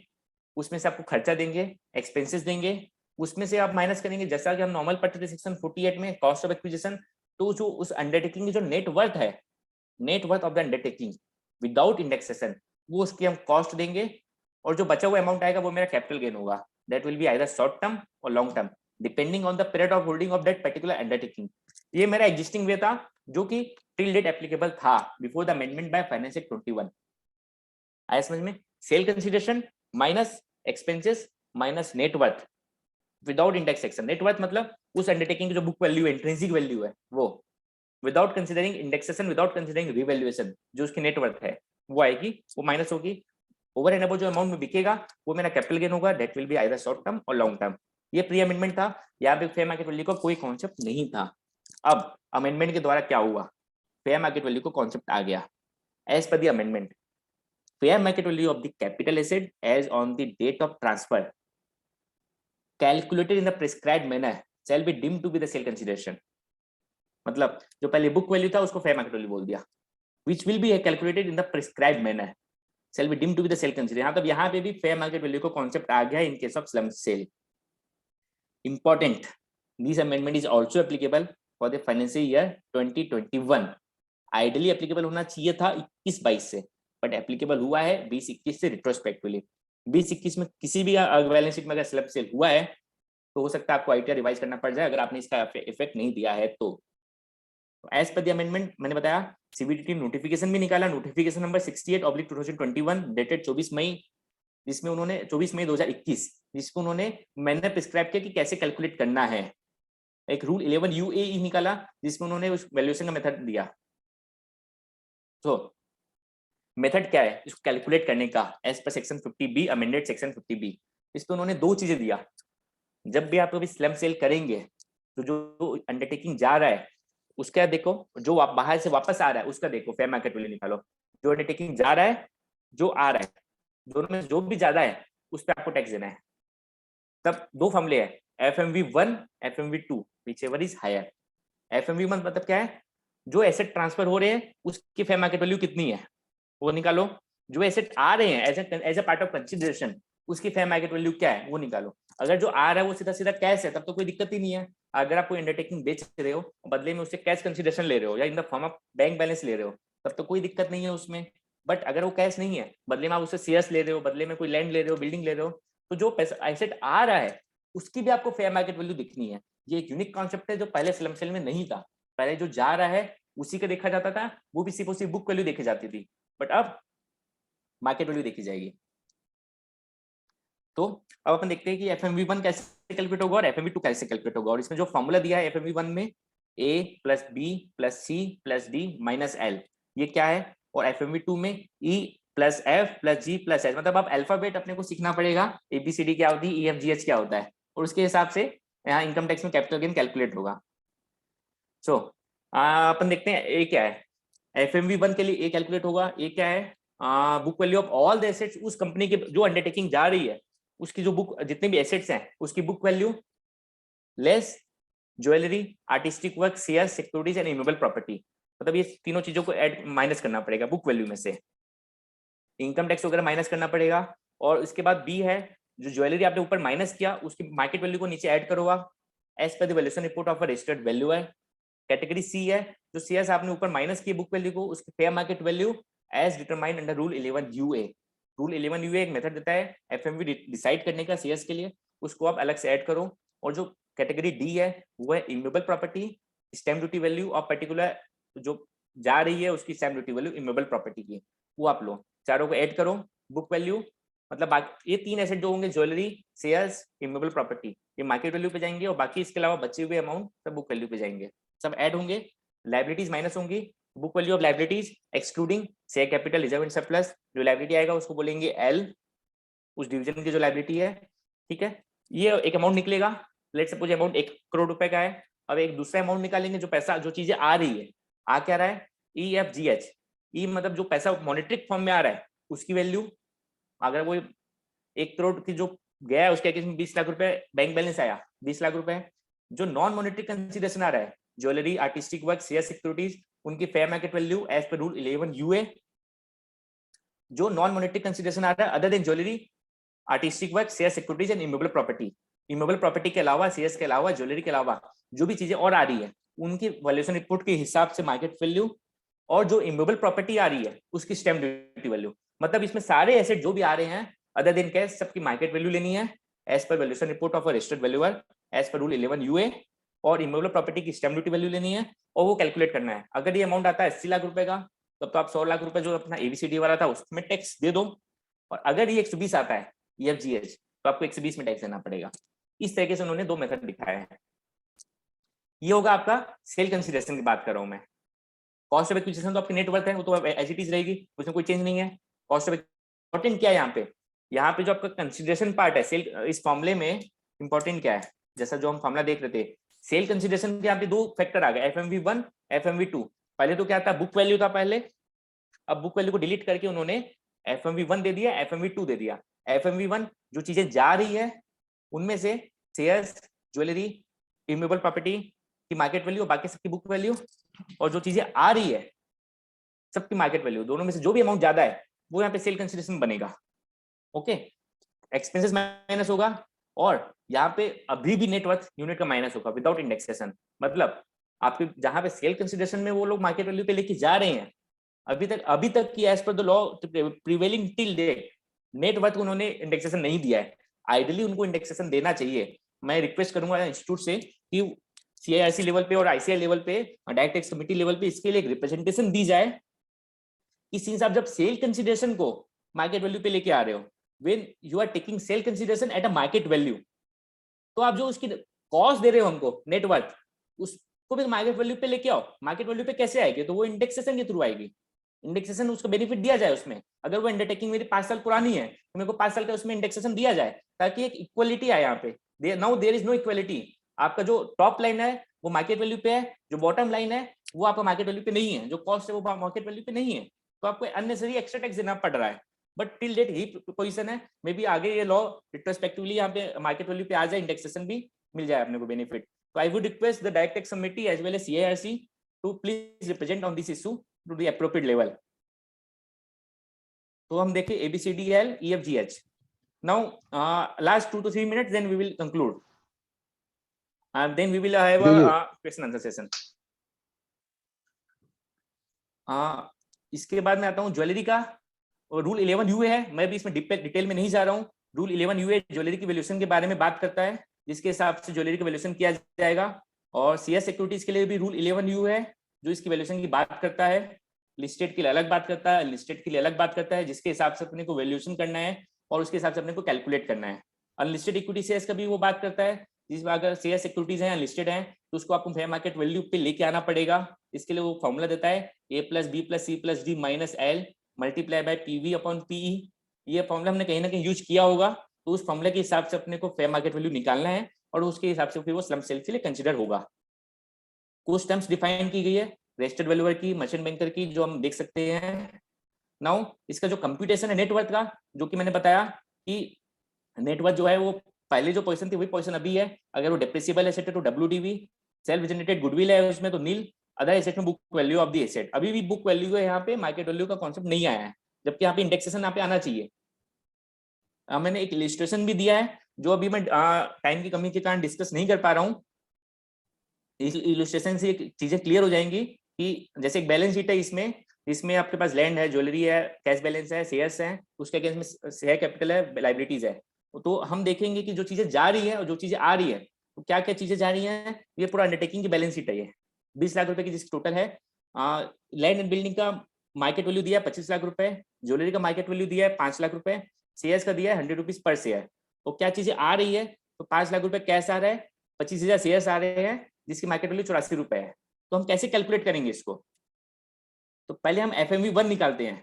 20 लाख रुपए मेरा टोटल एसेट था, जिसमें से 12 लाख रुपए माइनस हुआ, 3 लाख माइनस हुआ, 2 लाख माइनस हुआ, ठीक है। 3 लाख रुपए बचा, तो मेरा A आ गया 3 लाख रुपए, B आ गया मेरा 5 लाख रुपए ज्वेलरी की मार्केट वैल्यू, C आ गया मेरा शेयर्स की मार्केट वैल्यू 100 रुपए पर शेयर इंटू 5000 शेयर्स 5 लाख रुपए, D आ गया मेरा लैंड एंड बिल्डिंग की मार्केट वैल्यू 25 लाख रुपए, L आ गया मेरा लाइबिलिटी 20 लाख रुपए में से 10 लाख माइनस होकर 10 लाख रुपए, FMV1 आ गया मेरा 3 + 5 + 5 + 25 - 10 = 28 लाख रुपीज। ये मेरा हो गया FMV1। FMV2 में मेरे को क्या मिल रहा है, 5 लाख रुपए का कैश मिल रहा है, तो वो आएगा, और मेरे को 25,000 शेयर्स मिल रहे हैं 84 रुपए के, 25,000 × 84 21 लाख रुपए, कितना मेरा 26 लाख रुपए मिल रहा है। तो हायर क्या हो गया, 28 लाख हायर हो गया, इसलिए आपका कैपिटल गेन जो आएगा 28 लाख रुपए के ऊपर में आएगा। हाँ, ये शॉर्ट टर्म होगा कि लॉन्ग टर्म होगा, इसके लिए आपको अंडरटेकिंग देखना पड़ेगा। अगर ये अंडरटेकिंग लॉन्ग टर्म है तो लॉन्ग टर्म माना जाएगा, अदरवाइज शॉर्ट टर्म माना जाएगा। इंपॉर्टेंट क्या है, यहाँ पे आप मार्केट वैल्यू पे बाकी चीजों को तो ले गए, बट जो आपकी नेटवर्थ थी, अब अपन इसको आते हैं, नेटवर्थ कितनी आ रही है, यहाँ पे 10 लाख रुपए ही आ रही है नेटवर्थ। 20 लाख रुपए में से माइनस हुआ तो 10 लाख रुपए की आपकी नेटवर्थ है, इंट्रिंसिक वैल्यू। तो सेल कंसिडरेशन तो यहाँ मार्केट वैल्यू पे 28 लाख चला गया, बट कॉस्ट आपको 10 लाख रुपए मिला, इसलिए आपका 18 लाख रुपए का कैपिटल गेन आ गया। It will be either short term or long term. पुराने सिचुएशन में क्या होता है, ये पुराने सिचुएशन में बुक वैल्यू के हिसाब से आता है, ये बुक वैल्यू के हिसाब से जो भी अपनी एग्रीड वैल्यू थी, मान लो अपनी अंडरटेकिंग को कितने में बेचते, ideally living all other things apart, अगर इसको हम 20 लाख में बेचते, 20 लाख माइनस 10 लाख रुपए का कैपिटल गेन आता। अब यहाँ पे 18 लाख रुपए का कैपिटल गेन आ रहा है। अगर यहाँ पे इंडेक्सेशन मिल जाए तो 10 लाख रुपए की जो मेरी नेटवर्थ अंडरटेकिंग की है, इंडेक्सेशन के बाद हो सकता है 15 लाख हो जाए या 16 लाख हो जाए, तो वहां पे भी कमेंसुरेट हो जाएगा वो, और तब वो एक रीजनेबल इंटरप्रिटेशन आ पाएगी उसकी। ये एक फॉर्मूला था, ये एफएमवी कैलकुलेट करने के लिए मैंने इलस्ट्रेशन दिया है, जो अपन देख सकते हैं रूल 11 यूए के हिसाब से है, जिसको मैं अभी डिस्कस नहीं कर रहा हूँ due to possibility of time. और इसके लिए एक सीए सर्टिफिकेट रिक्वायर्ड होता है, फॉर्म 3ECA में इंपॉर्टेंट है अपने लिए, CA certificate for slump sale required है to be submitted before the authorities. Now to conclude, finance act 21 में स्लम सेल में और पार्टनरशिप में बहुत से अमेंडमेंट किए गए हैं जो मैंने डिस्कस किया, बहुत इंपॉर्टेंट अमेंडमेंट है। और इंपॉर्टेंट ये है कि फाइनेंशियल ईयर 2021 से एप्लीकेबल है, जो अगर हमने उसका इफेक्ट नहीं लिया इन चीजों का, अगर कोई रिकॉन्स्टिट्यूशन हुआ था 2021 फाइनेंशियल ईयर में हमने इफेक्ट नहीं लिया है, तो सेक्शन 47 का रीअसेसमेंट का नोटिस आए, उसके पहले हमको वॉलंटरी बेसिस पे उसको रिवाइज करके टैक्स जो भी एप्लीकेबल टैक्स है वो पटा देना चाहिए, क्योंकि अब एक अपडेटेड आईटीआर का कॉन्सेप्ट आ गया है इस फाइनेंस एक्ट 2022 में। With this I will like to conclude. Thank you so much. Now we can have outstanding session, Nitin bhai. I would say really it was a wonderful session you have taken, and जब भी ऐसा capital gain के sessions में मैं सुनता हूँ ना, तो मुझे लगता है कि हर बारी मैं रिफ्रेश हो गया, क्योंकि ऐसे तो समझ में सब आता है, मगर जब पढ़ते हैं तो ऐसा लगता है कि नया ही है। तो really it was a nice session. If Lokesh Maheshwari is there, please you may propose a vote of thanks if you are there. Lokesh bhai, are you there? Okay. कुछ लोगों ने हैंड रेज किया था sir. If we can take their questions during the session, some people you have may raised take their hands. some questions as we have sort of time. Yeah. 5:50 is there also. तो आप कुछ 2-5 questions ले लें अगर please. किसी को आपको कुछ लोगों ने हैंड रेज किया था। खान साहब, अगर कुछ लोगों के हैंड रेज किए हुए तो उनको आप 3 लोगों के अभी भी हैंड पार्टिसिपेंट्स रेज लिस्ट में ले लेंगे।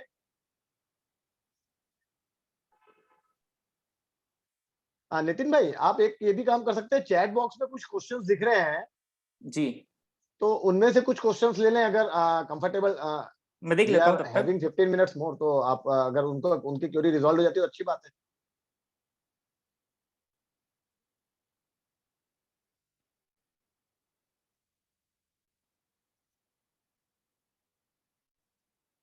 मोहम्मद सलमान अंसारी जी हमारे साथ में ना, उनको इसमें ले रहा हूँ। एक्चुअली में मेरे को भी उन्होंने होस्ट नहीं बनाया है। खान साहब, आप सुन पा रहे हैं मुझे? या CIRC में जो होस्ट हमारे हैं, अब बन गया, मैं होस्ट बन गया। मैं लेता हूं कुछ लोगों को। जी आप लीजिए, आप होस्ट। सलमान अंसारी जी, आप जो है अपने क्वेश्चंस पूछ सकते हैं।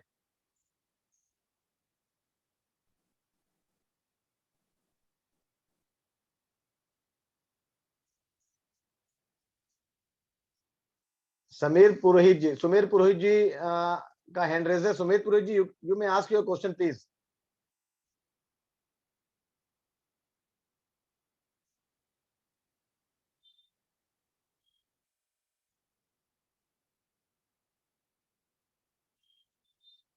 खान साहब, ये अनम्यूट अपने आप से होंगे या हमको करना होगा? जो हमने अटेंडीज को पार्टिसिपेंट्स लिस्ट में लाया, पैनलिस्ट लिस्ट में लाया है, सर खुद भी हो जाएगा, खुद कर सकते हैं सर।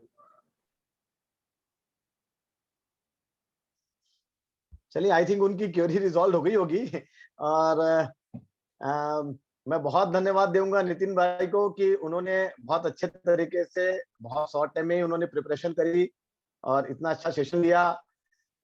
चूंकि सरकार के द्वारा आजादी का अमृत महोत्सव कार्यक्रम लगातार चलते आ रहा है पिछले 1 सालों से, और इसी कड़ी में हम लोग भी आजादी का अमृत महोत्सव मना रहे हैं।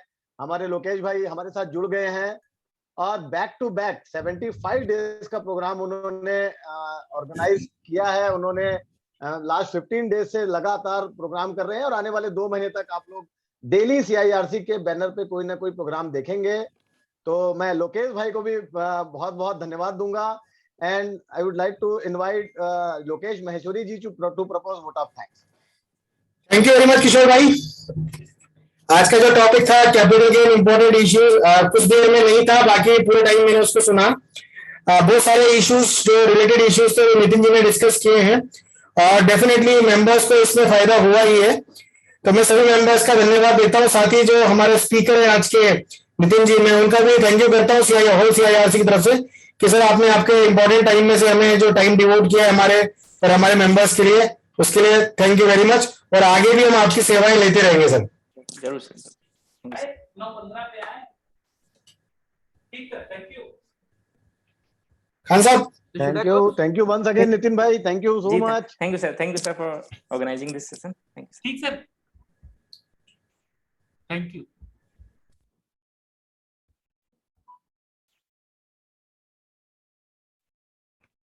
सर क्लोज कर दें?